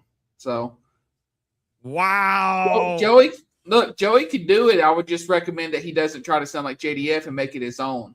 Yeah, as much. Yeah, but still, because like I said, just like with James Bond, with James Bond moving past Sean Connery. Honor the original, but let the character live beyond. Right. And I've been advocating for that for a while now. I do think that Tommy Oliver should live past JDF. Oh, yeah. Absolutely. But still, yeah, I could see that. There's possibilities. It's just a matter of, are people going to accept it? And if you do animated Mighty Morphin, that's going to piss some people off. It's basically... Even if Saban swooped in, the fact that Saban would swoop in and try to say Power Rangers is also going to piss people off. I don't see a viable path forward that's going to make everybody in Ranger Nation happy. Because if Saban saves it, people complain. If Saban or somebody else decides, let's go animated, that will piss people off. If they decide not only will be animated, it will be we're going to do an animated remake of MMPR, that will piss people off. I don't see a viable path forward. Okay. The only way to get through it is to remake Beetleborgs. There we go. Screw Power Rangers. There you go. Remake Beetleborgs. Then re-release the freaking DVDs, and then put Mystic Knights on DVD, and then if you really want to test everybody's intestinal fortitude, you put freaking Masked Rider on DVD. Okay, here's the official V3 betting pool. I remembered. First one, over under on Saban buying back Power Rangers for less than he sold it for to begin with. Again, making an insane amount of money. 2, how long was the over under that Aaron Snokey will show up and say that Matt Damon copied a script that he worked on with JDF for the new movie? Mother trucking Shonky. I am still going to go see White Dragon in a couple of weeks and do a Power Trip episode on it. Michael and we have committed to that bit, and we're going to do it. But I am going to say it here, if I haven't said it already, and I will say it on the episode again. I think Aaron Schoenke is a hack and possibly a charlatan. Mm-hmm. I said it. Yep. And I 100% agree. So I give 500-1 odds in favor of that Aaron Schoenke will take credit for the Matt Damon movie. And let's say 50-1 that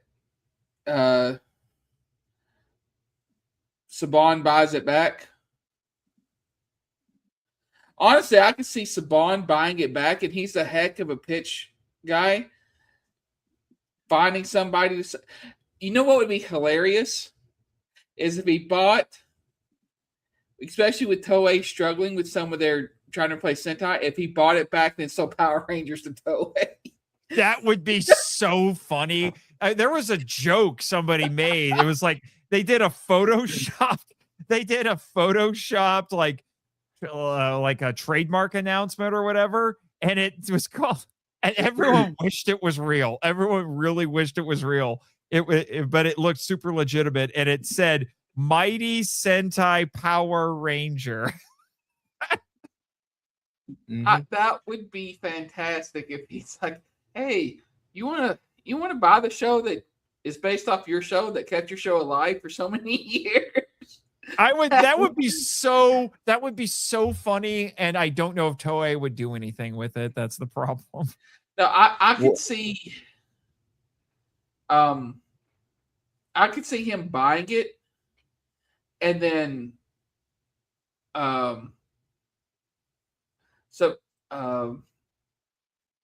going into a partnership with Bandai, or I could actually just see Bandai buying the property because they do have a vision for Power Rangers, especially with Super Sentai being gone. They do need to replace that. Do replace that cash flow somehow. So not what buy the. It would be cool to see Bandai buy a. Well, no, not really, because then Bandai mandates. I don't know, man. Then it might just be time for Rangers to die. It might be time for Rangers to die, and then that formula somehow be carrying on in another. Somebody else's hand or a different name. No, it's easy. You got to make like a Crisis on Infinite Earths movie, but for Power Rangers. Make that, reset the whole universe. Don't bring back anything. You could do Mighty Morphin, Zeo, whatever the hell you want, but then just start a completely new Power Ranger universe. Yeah. That's another way to go about it. But I found this piece here that talks about it, and it's got a lot of the details in here. Apparently, or is this the original article? Maybe this is the original article. In Schneider, is this it? Yeah.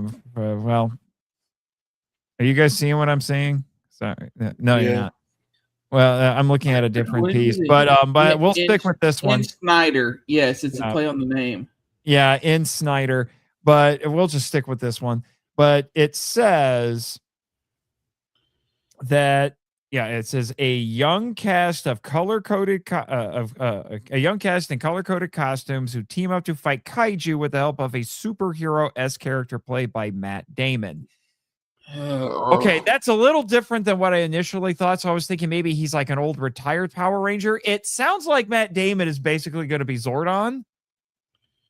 And then it says Sandra Oh is reportedly playing a Jarvis-like AI assistant. She's going to be Alpha, who supports Damon's character. She's Alpha.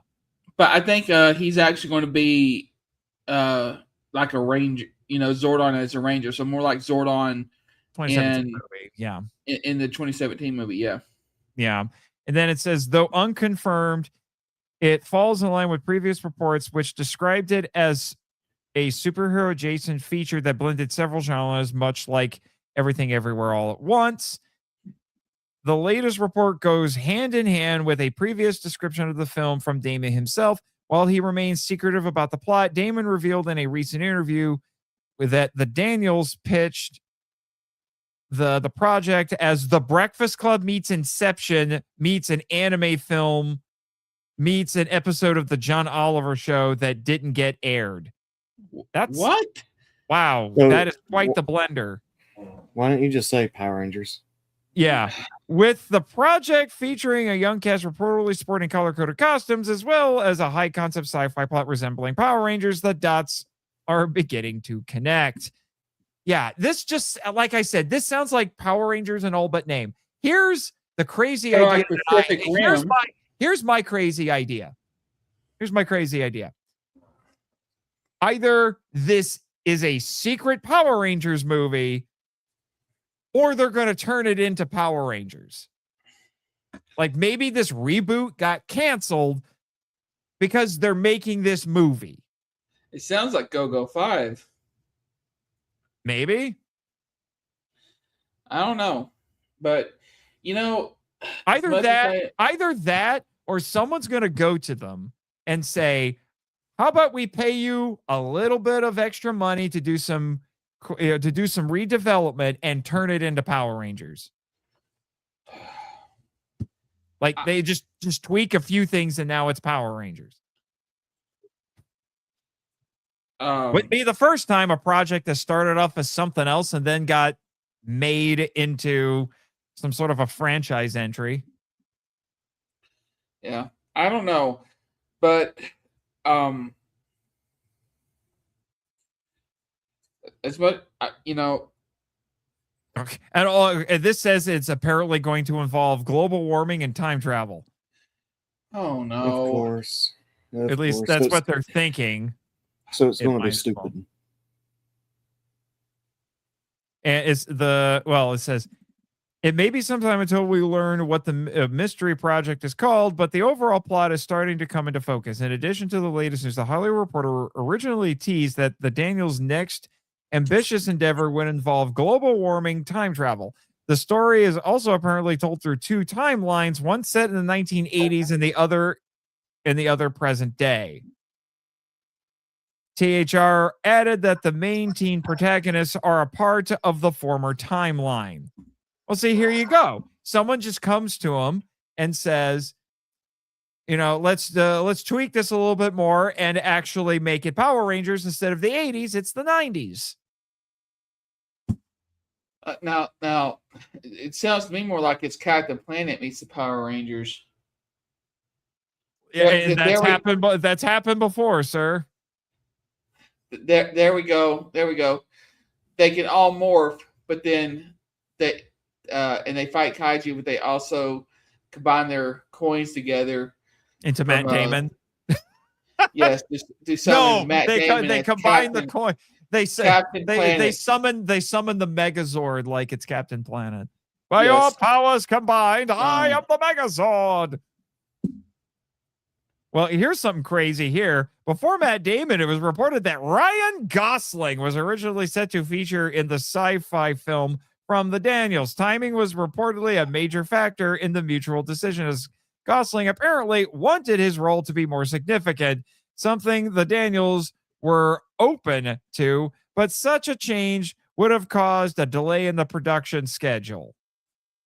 Plus, he was also busy at the time begging to be Ghost Rider, so... Yeah, it says Daniels is now set to lead the project, while the rest of the cast features Charles Melton, Sean Kaufman, Michael Gandolfini, Sylvia D'Annunzio, I hope I said that right, Jackson Kelly, Carice Brooks, Talia Dudek, and Pink Pantherus? Who the frick is this? Sounds like an influencer name. Probably is an influencer name. Yeah. Well, let's see. Who are the Daniels? They keep talking about them. I don't know who these people are. That's the name of the movie, The Daniels. Oh, so that's the working title, I guess? No, that's the title. It's about a family. Okay, then. That's why I said sounds like Go-Go 5 and Captain Planet and Pacific Rim and I Hate You, Matt Damon, even before this. So no, thank you. Yeah, well, there you go. Apparently, that is why the Disney reboot is done. But that would be my bet. You're betting Saban's going to buy it back, buy Power Rangers back. I would bet money that this gets turned into Power Rangers in development if it isn't a secret Power Rangers movie. I hope not. Power Rangers has suffered enough. Let it die in peace, if that's the case. Don't you guys want to hear my thoughts? Yeah, sure. No. Oh, okay. Well, never mind. I said yes. So, screw Chris. He's been on. How many times has he been on these streams? Yeah, you don't count, Chris. Goodbye, Jimmy. I don't really have any thoughts. I think this is going to fail. Power Rangers is going to die. We ain't going to see it until like 2053. 2053 minimum, yeah. Yes. At this point. Possibly. And then it'll probably fail then, too. Because they're not Well- going to want to listen to anybody with a good idea, No. just like Disney does. So Well, no, because by then Disney, everything will be Hasbro, AI written. anybody. Probably. Yeah, Edwin actually makes a good point. It's like, Hell, yeah, I'd you know, rather take an AI over freaking Hasbro or anybody having it. yeah. But no, Edwin actually brings up a good point. You could, if you wanted to do your idea, Jake, you would basically do Shattered Grid.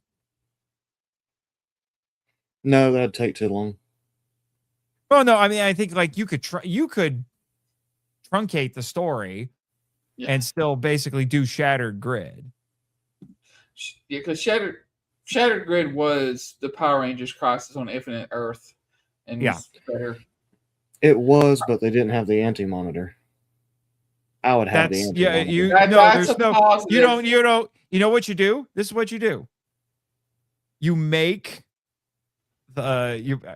crap, his name flew out of my head again. You make Draken basically the anti-monitor. He goes around, or maybe less the anti-monitor and more like, this would be a closer equivalent. He's Thanos. He goes around, he collects a bunch of Ranger powers, and once he gets enough of them, he ascends to godhood and starts mucking around with universes and timelines. Well, actually, that's a really good plan, but it kind of stinks to let me make the plan, so it'd be really good. Okay. He actually was the anti-monitor, though, because if you look at it, he monitored the other universes and went through and destroyed them. He just didn't look for the anti-life equation. He looked for the anti-ranger equation. The anti-monitor didn't look for the anti-life equation. That was Darkseid. That was Darkseid. Oh, okay. I don't know. The anti-monitor just consumed the universes because he was this gigantic. He was this gigantic being. That's Galactus. Mm-hmm. Yeah, the anti-monitor is basically Galactus, except he drains whole universes and not planets. I got the anti-monitor right. I can't do this. Right. Damn it! I will get it. There. You ready for my hot? You ready for my hot take about Crisis on Infinite Earths? No. You think it sucks? I think it is very important to comic history, but it is not a good comic. Interesting. It could have been better, probably. That's why they kept having like 3 more Crisis after that. Oh my gosh. Yeah, DC did Crisis on Infinite Earths to streamline the universe, and they still brought the multiverse back. Then they did the Rebirth. Then they did the New 52. Yeah. They kept doing it. Then they did away with that, went back to the old way. Oh, DC. And literally picked up like it had never went away. I think even with the numbering that they left off with. Yeah. Anyway, we're going on comic book tangents here. But basically, yes. But basically, yes. Power Rangers is dead, and yet isn't quite dead because Ninja Kidz Power Rangers is now allowed to exist, and it's promoting the toy line. And we have Matt Damon make it a Power Rangers in all but name. So the question becomes, is it truly dead or not? I say Power Rangers needs to go away, live on the comics for a little while, have some toy lines out, kind of like, the comics are still going. Kind of like Batman did. Batman 66 went away, and then it'll eventually have like its Batman 89, Dark Knight, maybe come back as a film. They can kind of take and that way maybe people can get off the Mighty Morphin knob, and instead of just focus on the Rangerverse as a whole, and maybe you can introduce Andros alongside Mighty Morphin. Mm-hmm. Just kind of streamline the lore a bit, but go away and hurt people's feelings 10 to 15 years, then come back with a fresh breath of life. Maybe. Especially toys. God dang. The Playmates toys, they're shit. They are. The only reason I bought that one was cheap, and I wanted Johnny Young Bosch to sign something, and I couldn't find Ichigo. I thought the Blade Blaster was going to be cool, And then I Well, got you it, know what? and You know there's what? no freaking, there's not even a blaster sound. It's just quotes. You pull the Yeah, which trigger, is it's a weird. quote. Pull the trigger, quote. It's like, really? You might as well play with it for 5 minutes and throw it in the trash. It's where it belongs. Yeah. Screw you, Playmates. You suck.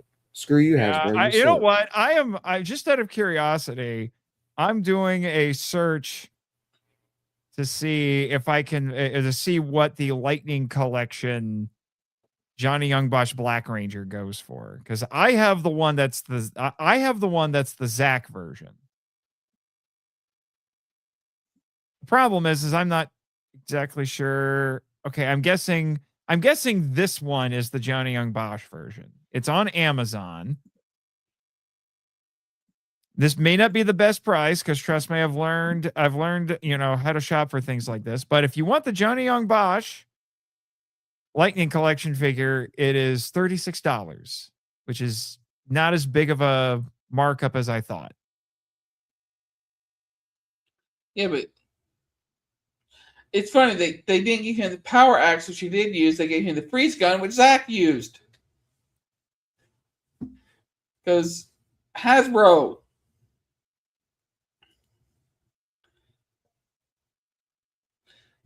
Here's what you do, people. You save up, you don't support Hasbro, and you go and buy the awesome Rangers being done by like Fig Zero and places like that. Mm-hmm. Yeah. Yeah. What's real? But here's the crazy part. This is the Zach version, and it's cheaper on the aftermarket. I don't make it make sense. And although this this is, if that's what the civilian head looks like on this thing, that doesn't even look like that is Black Billy. That looks like Black Billy. I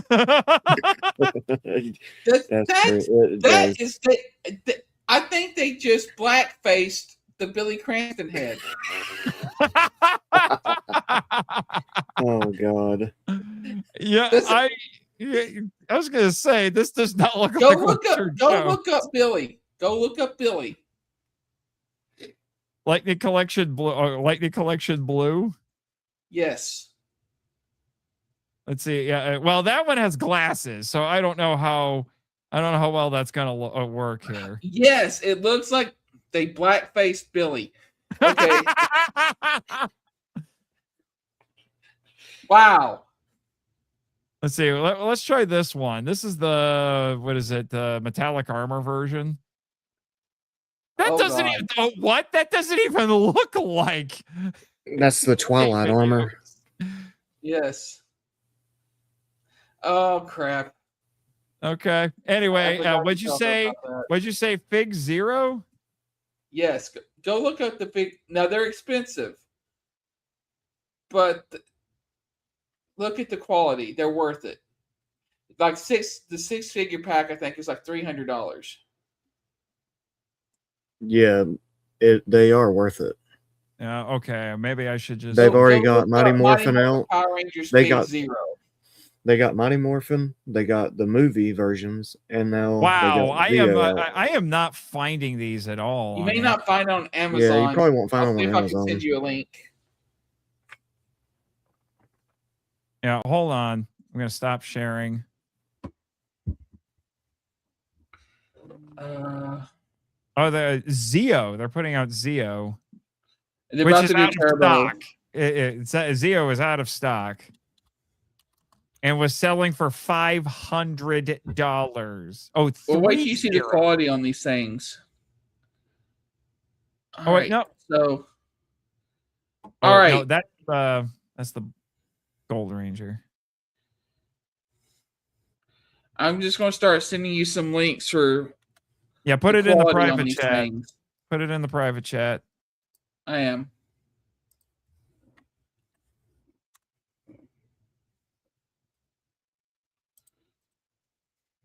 Oh, yes, I've seen this. This is pretty epic. This is from the comics.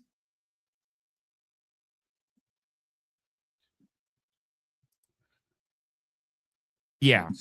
This is nuts.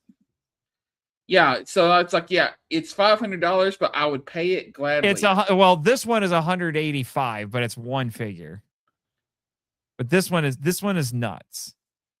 Yeah, this is from the comic book that Amy Jo Johnson did. That's what it says, because it says Power Rangers: The Return.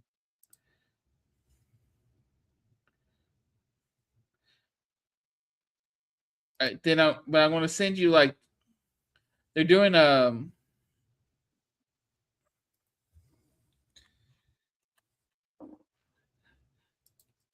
this is from Big Bad Toy Store. You had to find them in different online stores. Yeah, they're doing. I'm a fan of Big Bad Toy Store. Yeah, this is what the blue Zero Ranger looks like. It looks like you've actually got a miniaturized Ranger in your hands. Suit looks like straight up from the show. Yeah, that's the toy. Nice. That's what that's an actual. When you say that, it's because it has an actual fabric costume. Yes. I wish more companies would do that too. I hate seeing the joints. Yeah, that is. Yeah, well, the problem is that to do something like this, this is why it costs that much. Yes, that's a high price point there. But see, here's the thing: less is more. Instead of the reason why a lot of people have so many action figures, they've been trying to chase that action figure that really made them feel like they had a character from the show. You have this, just save up and get this. It's better than buying 5 of the same thing, trying to get one you really want. Mm-hmm. Yeah, this, I gotta say, yeah, this is some incredible work. But it is, yeah, most people are gonna have to save up for this. Yeah, which is a good thing. But this is not something that you play with. This is something you put on display. Yeah. Don't get me wrong. They should definitely still have the kids' toys, stuff like that. That is one thing that the Reignition line is good for, except for the fact that it's okay for guns to make laser sounds. But also they said they were going to reissue the 8-inch figures, and they haven't done that yet. Yeah. Good quality toys for kids, but also high-end figures for collectors. Yeah, I'm trying to find more stuff of them. Yeah, let's see. They doing pre-orders for that Red Ranger. They've done a Ranger Slayer, which is on sale right now. They've done a reissue of the 5-pack. This is one we were trying to find. This is on Big Bad Toy Store. Oh no, that's for Zeo. That's for Zeo, and it's $614. Yeah. But yeah, but they don't mess around. Yeah. But take a look at this. This is pretty gorgeous. Look at that. Yes. Yep. You would think they do have accessories and stuff. Oh man, look at that. Look at that. They're replicating a shot from the O-Ranger theme right there. When I first saw when they released the Mighty Morphin and the weapons combine, that's cool. Yeah, when they released the Mighty Morphin set, I'm like, oh, they're just showing clips from the show for advertising. I'm like, oh wait, no, that's the toy. That's the figure. Man, there's a ton of pictures here because they got a bunch of individual pictures for each Ranger on here. The articulation is insane. Yeah. And it is cool of them that they do give you the option. If you just want one of them, you can get one of them. Yeah. At least the blue one. Yeah, you can get them all. That is crazy. Let's see what they've also got. They've got a Draken. Mm-hmm. Let's see, the red turbo, a putty. The putty alone is $100. Also, but if you're looking for Lightning Collection, they do put the Lightning Collection on the Big Bad Story Tour. Yeah, they do. I've bought some from there, but no, and then there's a green turbo. The fact that they went to turbo is kind of crazy, and they're doing weightless for Mighty Morphin White and the Dragon Shield Black Ranger. Yeah. But yeah, oh my gosh, man, look at this bad boy. Yes. $120. Look at this bad boy. That's not bad. That is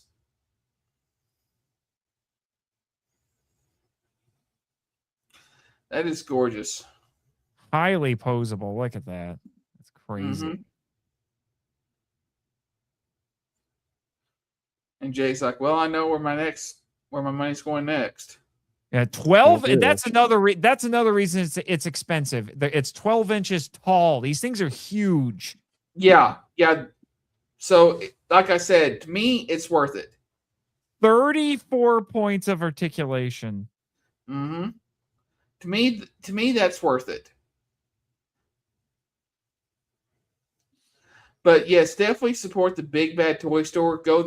You're going to pay more to get your Lightning collection than you would Amazon, but the thing is, these guys are reputable dealers. You know you're going to get the product in tip-top shape. Whether it's when you deal with like a lot of these online independent stores, you're taking a real gamble when you buy something from them. You'll get your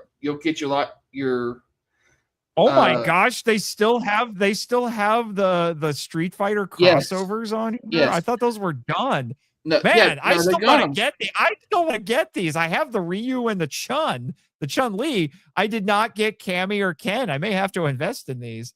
Crap. Yeah.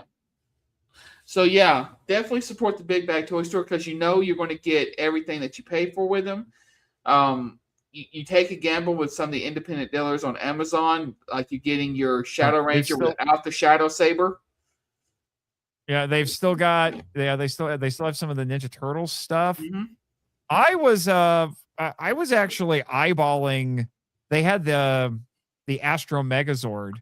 I was seriously putting thought into getting the Astro Megazord for a minute. Now that was actually one thing that did make me sad about Hasbro canceling their toy line. Was I love their Megazords. Yeah. The Megazords were on point. I have to give Hasbro props on that. Yeah, I would like to still get the Astro Megazord if I could. I would get the Phantom here. I would still get the Phantom. I have this one. I like Blue Centurion enough. I might get him. I don't know. Look, $28. There's the Adam Park figure. Let's see. And look at the price. It's cheaper. It's cheaper than Amazon. Cheaper than Amazon. $20. Worth it. I would get it. Yeah. I would totally get it. Let's see what other Lightning collection we have in here. A lot of them. No, we're not sponsored by the Big Bad Toy Store. But if you guys are listening, we'd be happy to be sponsored by the Big Bad Toy Store. Yeah. Oh, geez, look at this. You can get they actually packaged 4 figures together. You can get them for $40. Mm-hmm. Save 60%. It's I mean, I already have that one. So that would be a little redundant, but $40 and you get. Isn't that supposed to be Cassie? That's Cassie. Yeah, it's in Space Pink. That is not Cassie. I know. Trust me. But I already have that one. Zeo Yellow, Dino Charge Green, and the Phantom Ranger. I think I would be happy with those for $40. Absolutely. Yeah. Yeah, here's and this one, it's like $12 by itself. Let's see. Do they have this picture of the civilian head on here? Yeah, it doesn't really. Yeah. That was the other problem with some of these. Honestly, that looks more like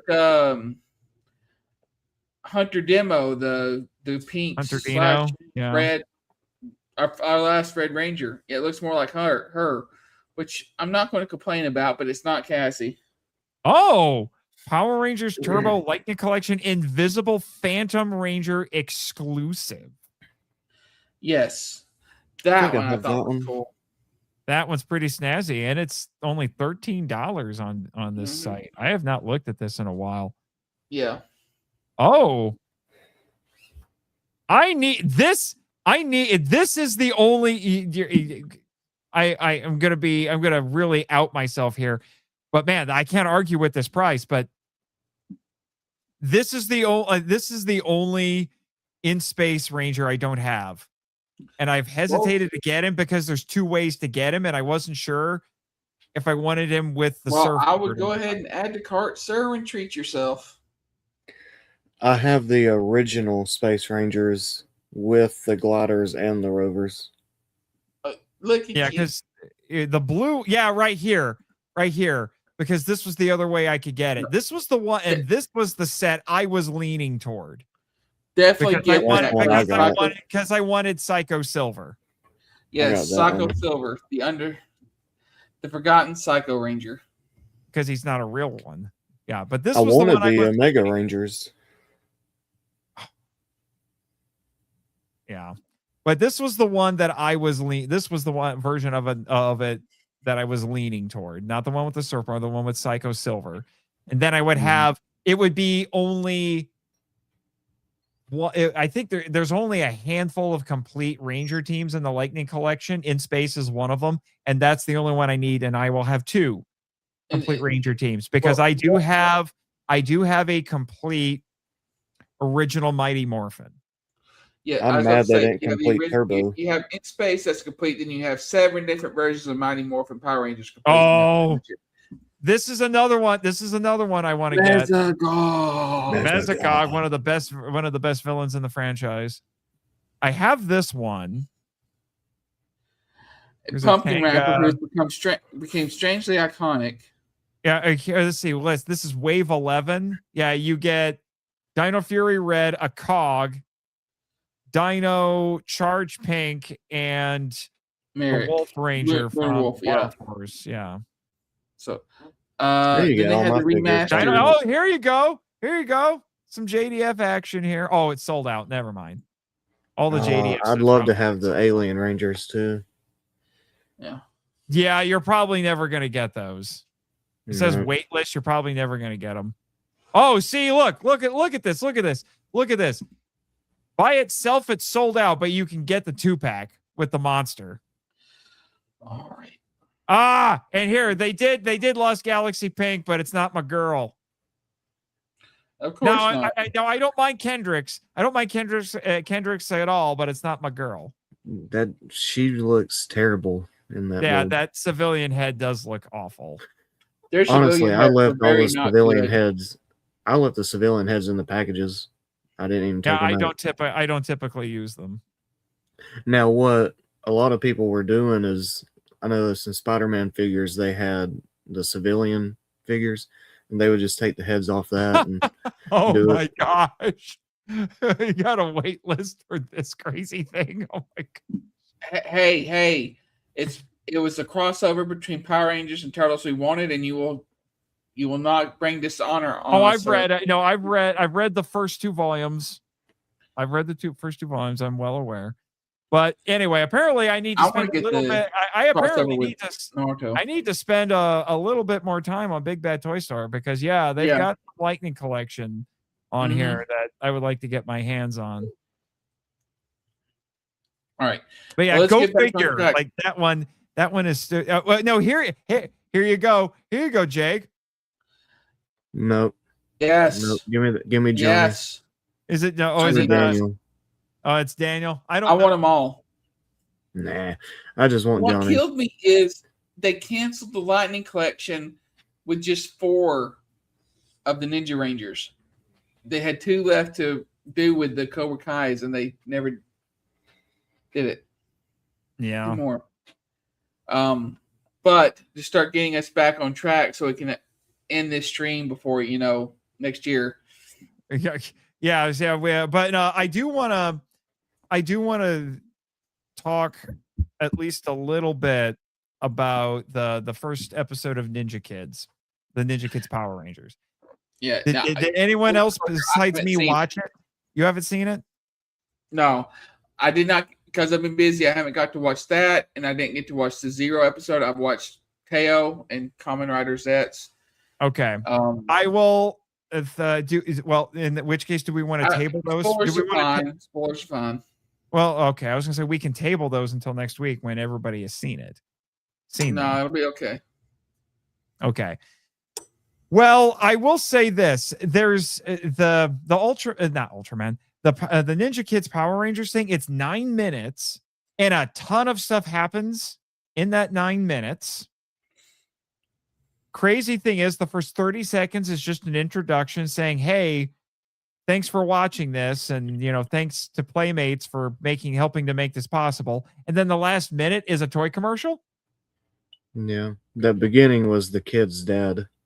Yeah, where the big joke was that the kids are getting into the new Playmates toys, and their millennial dad just keeps talking about Power Rangers and dropping all kinds of facts about it. It's actually pretty. As soon as he started doing that, my wife looked at me and was like, "I'm like, yeah, I know, that's me." Yeah, we're all like, yeah, that's us. Yeah. So, but the thing is that means you basically get 7 minutes of story in this. I will say the best things about what Ninja Kidz has done here is those young people are incredibly talented martial artists. Like, their fight choreography would make Koichi Sakamoto proud. Like, their fight choreography is absolutely crazy, and their cinematography, their camera work was excellent. Like, I was shocked how good the camera work was in this. It was, but there was a lot of times where you could tell, like, the hits and kicks didn't land. They could work on that a little bit. Other than that, the fighting was good. Yeah, the kids are incredibly talented. Like, they are doing crazy stuff. Yeah, and sometimes they it's kind of obvious the hits are not quite going there. They do a pretty good job of trying to hide that. And the other thing is, and this is, you would be surprised that I would have to say there's a spoiler you have to worry about here. I was not expecting this. Like, I went into this thinking, because it's how it starts. It just feels like, oh, this is basically Mighty Morphin. And because all the characters in here are supposed to be the Mighty Morphin characters. Yeah. Now it's more like, I think it's more based, the casting choices seem to be based more on the 2017 movie, but that's neither here nor there. But, because like Trini is not Asian, she's Hispanic. As an example. Well, they probably did that to avoid backlash. Maybe, I don't know. It went with it starts off and it just feels. What? Like how the original Trini was Hispanic as well. Yeah, I'm aware of that. But what I was expecting is, it kind of starts off like this. Oh no, the putties are attacking. And then the Rangers show up, fight the putties a little bit. Then they morph and they fight the putties a little bit more. Goldar shows up, gives them some grief. And I'm like, yeah, this is playing out basically how I would expect a Mighty Morphin episode to play out. And then Zed shows up. I'm like, okay, I get it. Zed shows up. He messes with Jason. And, then Jason's gonna, get his second wind and fight Zed off just enough, and then Zed's like, I'll be back, Rangers, or whatever. No, that's not what happened at all. And then we got the Shyamalan twist with this that I was not expecting at all. It turned out everything we had seen for like the first 5 minutes of this special after the introduction was all basically a PTSD nightmare. Because Jason wakes up in a bed. He's out in, it looks to be the Middle East someplace in a desert. And we find out that all of the Rangers are basically underground freedom fighters. And Zed had won. Wow. And what we saw was a flashback, apparently, to the moment when Zed won. Yeah, they might not even be on I Earth. was not expecting that at all. Kid we saw at the end. Yeah, they did. they Which- threw in a cameo by little kid Yeah. Zato, Yeah. which was So weird, but I'll say they're on KO 35. Just throw it out could be there. KO 35. I think it might be. I think it might be Earth still. It probably is. I'll say But- the Z design, it's okay. They could have polished the suit a little bit more. Goldar looked really good, but I appreciate them moving his mouth. Yeah, see, that's the part that I was trying to pay very close attention to, because obviously Mhm. one of the big controversies was that leak trailer had AI, AI stand-ins for the actual VFX that they said they hired people to do to actually make.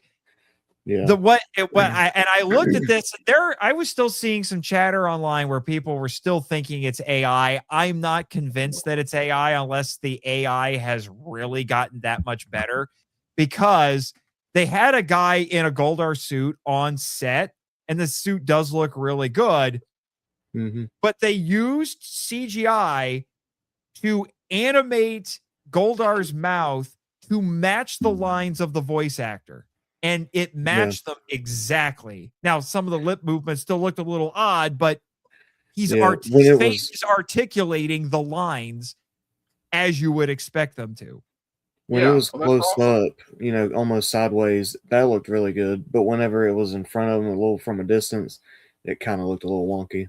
It looked a little wonky, but I'm pretty sure that was done with, that was just CGI. I don't think that was AI, because I don't think the AI would manipulate it as cleanly as it did. Yeah, which I'm fine with it being a little wonky, as long as they actually put the effort into making his mouth move. Yeah, which I'm like, they're actually doing something that I don't think I've ever seen any of the tokusatsu shows do, which Hardly is kind any. of crazy to think about. Even if they do move, it's like very minimal. Yeah, and that was done practically. It wasn't done with a computer. Yeah. Yeah. So I don't think they used AI. I think the AI substitutes were, I do believe in when they say that. There's still people trying to say it's AI, but I don't think it is.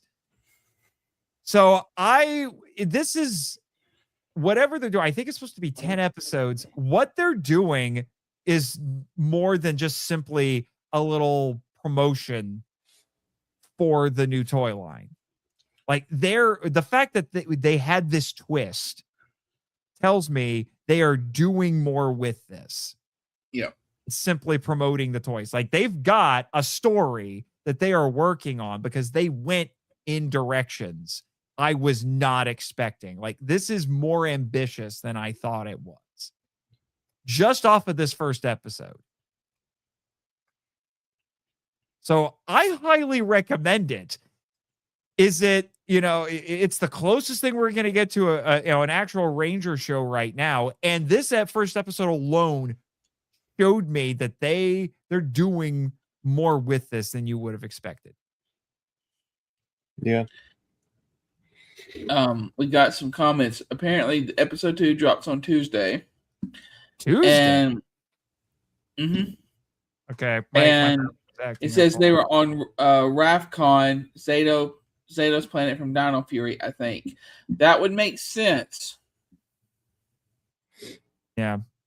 Ninja Kids App 1. Why they invested in Toku J costumes. That's the other thing. The suits are based off of the Toku J designs, which as far as I care, I think Toku J's subtle but brilliant reimagining of Ranger costumes, those need to become the new, if they do any live action adaptations of these, previous Ranger seasons, use the Toku J designs, because he brilliantly figures out how to make them work while keeping 99%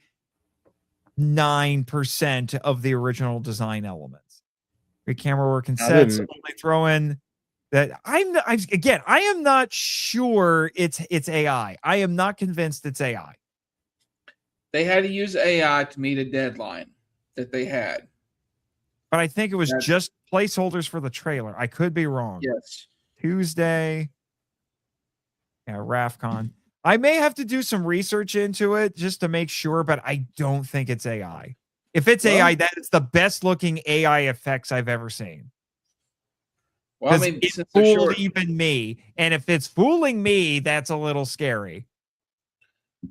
well, maybe since it's you debuting on YouTube, maybe we can do something next week where there be short episodes where we watch and react to them.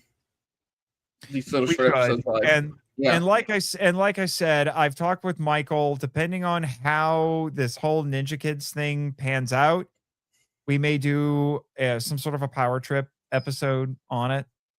You know, it's if they keep this going, we'll see. Already sounds I will like admit, the best, what? already sounds like the best Zed we've had since season 2. Yeah, possibly. I will admit, if they decide to go with if they announce that they're going to do another season of this, which would be interesting, I might email them and say, like, guys, you plan on bringing on Rito? Because I voice Rito. Yeah. If I remember right, isn't this like continuing from what they've already done? That I don't know. It starts assuming you already know who these characters are and what they're about and what the show's about. So I don't know. I may go back and watch their fan film stuff just to see, but I don't imagine. I don't know. Like I said, I'd have to look into it. My daughter's watched all of them. She loves it. Watched all of them. Yeah, because what they did before was straight up fan film. Yeah. This is officially sanctioned. But it is all the same kids who are now grown up from what they did before. Yeah. All right. The only thing we didn't see is there wasn't Tommy. They had a Tommy in what they did before, but there was no Tommy here. At least if I go off of the thumbnails and stuff, they had Tommy. Tommy wasn't in this. Why, I don't know. Maybe Tommy's the reason why they lost. Ooh. Maybe. Mayhaps. Maybe in this, they won because Zed won because Tommy never turned. It's Draken before he becomes Draken. Maybe. We could see. Like I said, I'm invested. I want to see where this goes. The fact that they were able to accomplish all of this in basically like 7 minutes is very impressive. And it's clearly they're clearly ambitious. They're doing more with it than what you would normally expect for something that's just supposed to promote a toy line. I like I said, I want to see where it goes. I'm very curious. And at this point, it's the closest thing I have to a new Power Ranger show. And it may as well be the new Power Ranger show because it is officially sanctioned. Indeed. Yeah. So yeah, I highly recommend it. Hopefully at the end of it, they'll compile everything and make it into a movie. That's what they did with that's what they did with their previous stuff. They made some sort of a compilation or at least a playlist. I think they did a compilation too. So yeah, so I recommend it quite a bit. Now, let's end on an even better note here. And it's funny that we're talking about Power Rangers and then going into talking about this because and maybe this is a bit of a hot take, but this gave me Megaforce vibes. Now it's better than Megaforce. Yeah. It's better than Megaforce, but it's basically doing the same thing that Megaforce wanted to do. I thought it was cool. It was cool. It's Koichi Sakamoto. It's our guy doing his thing. Now, I don't think I'm gonna be honest. I don't think this is, Mr. Sakamoto's best work, but basically, this is our 60th anniversary special. It's funny. So we have Koichi Sakamoto, who we know. I was looking at the credits on this. Like, this is the polar opposite of Teo right now. So we have Sakamoto, who's worked on everything, including Ultraman. And here's our screenwriter. First off, look at this dude. What the heck? And this guy has extensive work kind of look on alike. Ultraman. Look at this. This guy's been working on Ultraman for over a decade. Bunch of stuff. X, Orb, Jeed.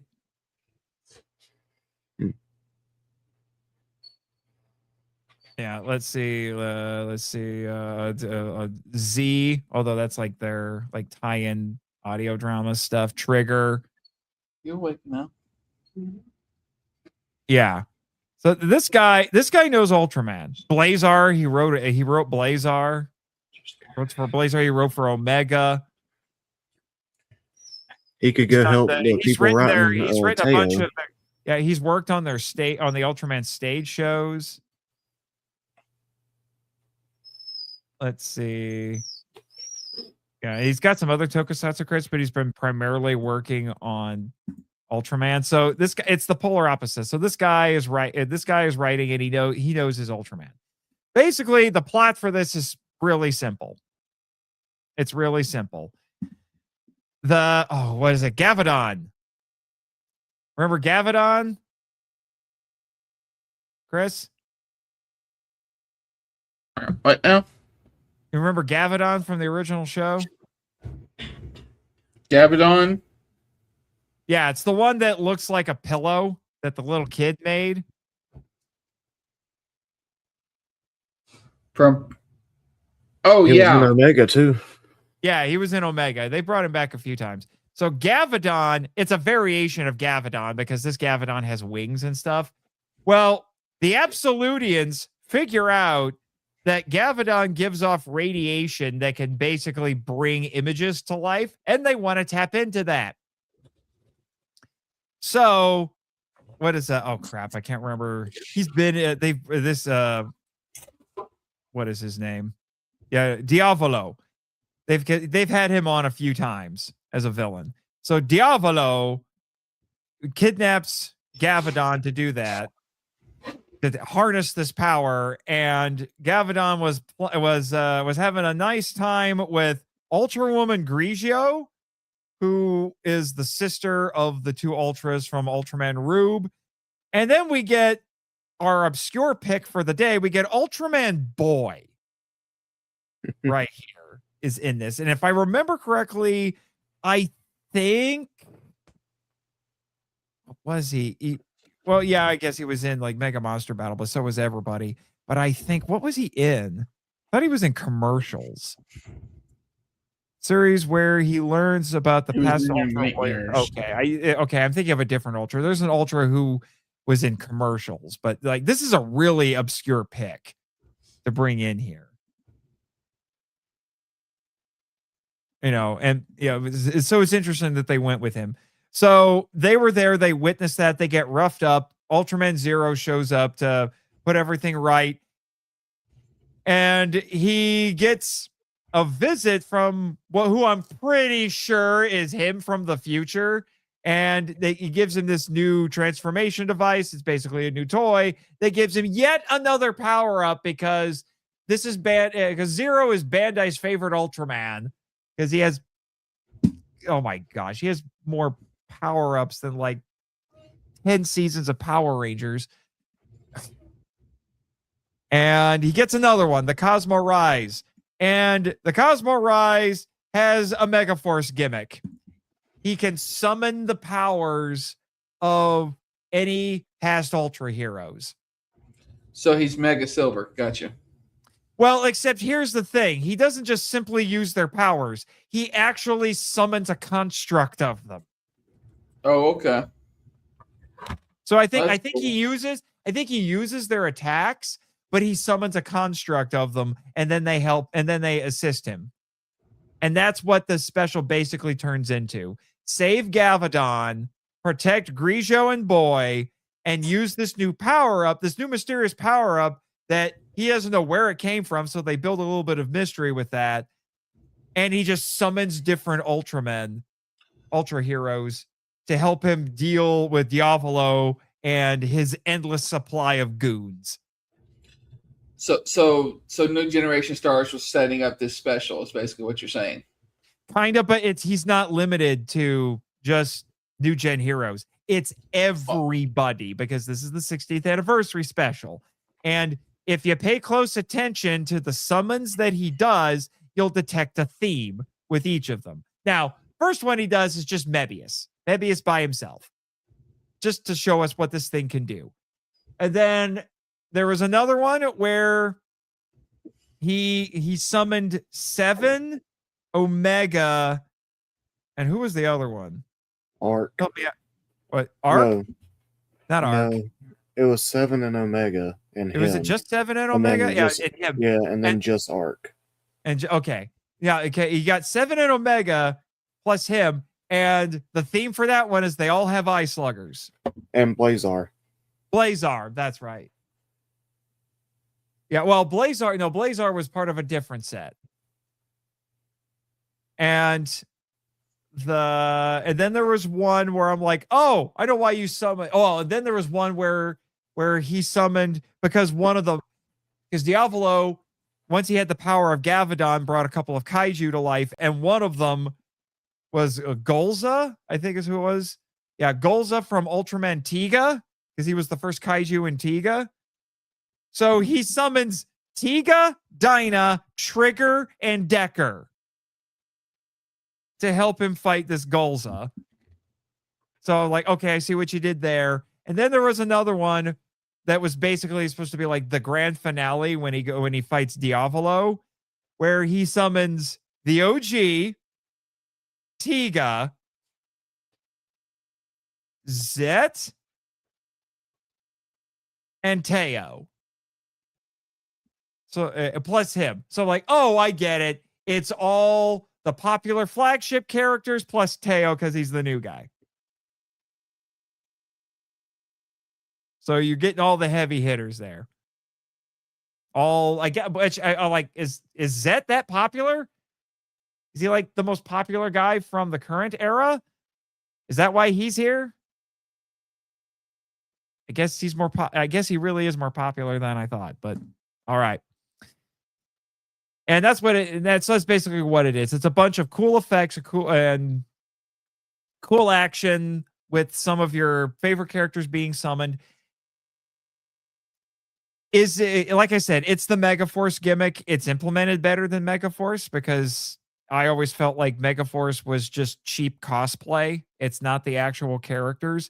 At least here, it's not, Zero's not cosplaying as these characters, basically. They're constructs, but at least he's summoning separate characters from himself. Yeah. And when he does it, he brings up this massive grid and he like moves stuff around to, make a selection, and then that hero shows up. The transformation sequence when he uses this new device is very toyetic. I love the music. The music is pretty good. So like I said, it's kind of light on narrative, but you get cool characters, and Diavolo is a cool villain. It looks like, although spoiler I wonder warning, if it'll play into the movie. I don't know, because this looks like it might be the end of Diavolo.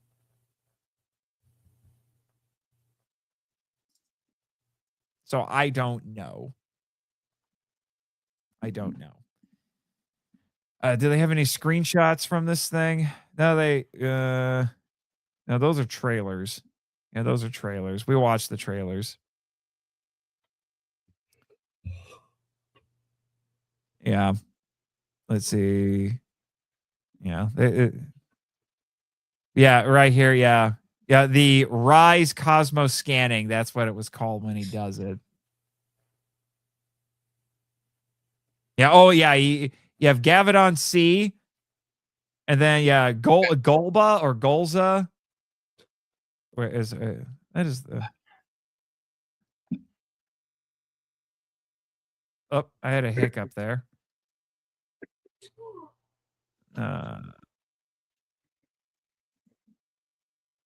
Is this all right? Oh no! I thought it was Golza. No, it's Golba. So it's the trigger version. I was wrong. But still, he summoned Tiga to help him deal with that. You know. And yeah, we also got Darklops because we have to bring Darklops back because of course. And yeah, Pandan, yeah, this weird two-headed monster from Ultra 7. So yeah, it's fun. Undeniably fun. It was. I liked it. But I'll have to check it out. About 25 minutes. Yeah. Oh, I do recommend it. Give us your thoughts on this and, yeah, it's only 25 minutes. Oh. Sad. Yeah. Give us your thoughts on it next week when you've seen it.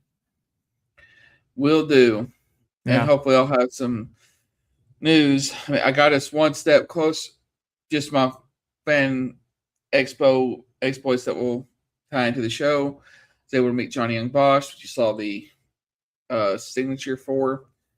And you told me that he said to get a hold of him on Instagram, so I might get to interview him. Yeah, use the email and then his manager, because Johnny is a very, very busy man, but he will try to get if there's time, he will try to do an interview with us. He did say that.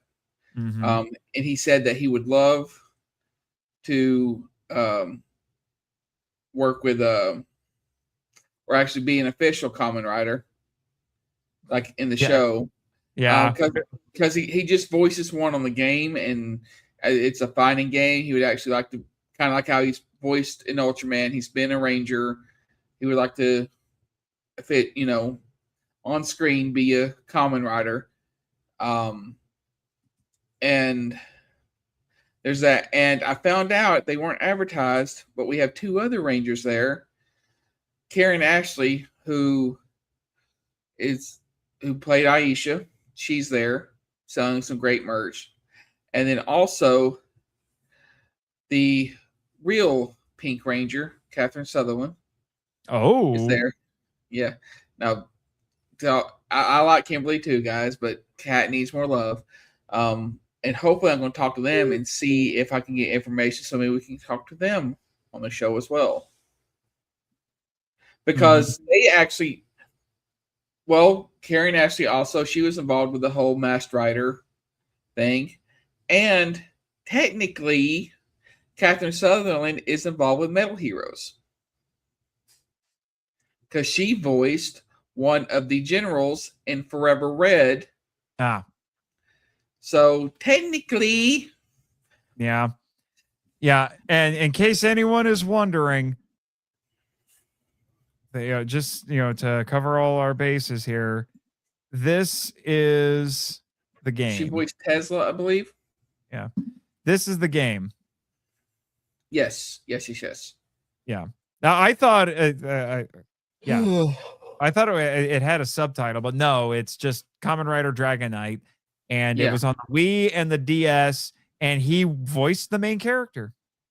Yes, but the main character was played by a different person in the show. Yeah. So he, and there is an English, because that is the English version of the show. It's the English version. It's kind of weird. This was like the late 2000s. It was on the CW, and they pulled a Power Rangers with it. Mm-hmm.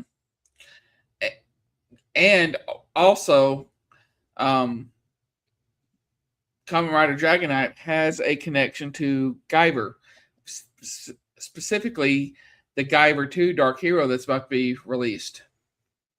One of the female writers was actually the girlfriend or love interest of Sean Barker, aka the Guyver, in Dark Hero. Well, I actually found out. This is wild. I actually found out that Koichi Sakamoto's wife was a stunt woman he met while doing his work. And she has tried to murder Tiga. Because if you watch Ultraman Tiga, The Final Odyssey, she plays the main villain of that movie, who's an evil Ultra woman. Not only that, she's basically Ultraman Tiga's crazy ex-girlfriend. And she spends the whole movie trying to murder him. Gotta check that out. Yes, I highly recommend it. I even screenshot it and then made a meme out of it that said, that's Koichi Sakamoto's wife murdering Tiga. And you actually have seen her face. She is one of the A squad members in SPD. So it was either Charlie or we didn't actually see her face. No, you saw her face. They were aliens. A squad. A squad was aliens. With the space helmets. Yeah, you had one human and then 4 aliens. I thought. And he's supposed to know his Power Rangers. What the heck? If they're all on a different planet, they're all aliens. True, but you know what I meant. Let me. I'm trying to, because I've seen a picture of her. Damn, I don't know. I'm tired. But I only remember the human Charlie. Yep, here it is. Let me see. Do they have a better picture of her? Apparently not. Hold on. Which Ranger was she? She was the pink one. Okay. All right, wait. No, I'm doing it wrong. Is it Carmira? Is it Carmira or Chimera? I think it's Carmira. No, it's Carmira. It's the original one is Chimera. All right, hold on. Because I have to use the Ultraman wiki to find this. Let's see. Look at me scrambling to do this. Let's see. Oh, nope. Voice actor, suit actor. Yeah, her name is Motoko Nagino.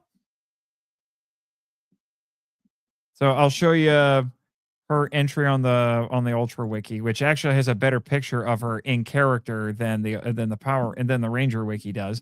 But this is her. Okay. All right. It's Koichi Sakamoto's wife, like I said. And Lucky. yeah. Oh, she did have a face roll in Tiga, like a small face roll in Tiga. And she was also in an Ultra 7 thing. You guys remember when we watched the Halloween episode of Tiga? She was the witch. Oh. She was the witch. And let's see. Yep, this is her in Power Rangers. Oh, okay. Yeah. Yeah. My bad. Okay. Okay. Yeah, I thought she looks kind of like Cassie. I remember thinking that. Okay. All right. I'm tired. Speaking of which, yeah, it's almost like 1 o'clock your time, guys. Yeah, I'll be fine. Yeah, I'll be fine. But no, yeah. So yes, that's Koichi Sakamoto's wife. And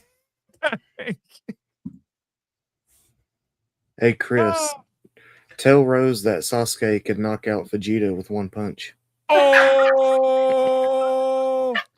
Maybe in your dreams. Wow.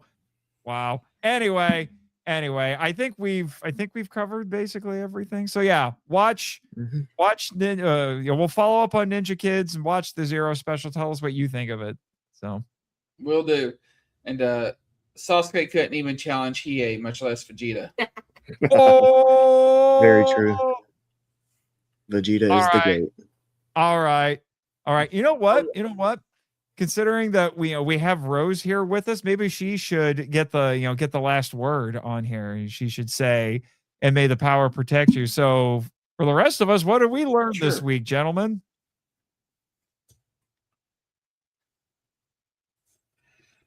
Feel the power of the Sword of Darkness.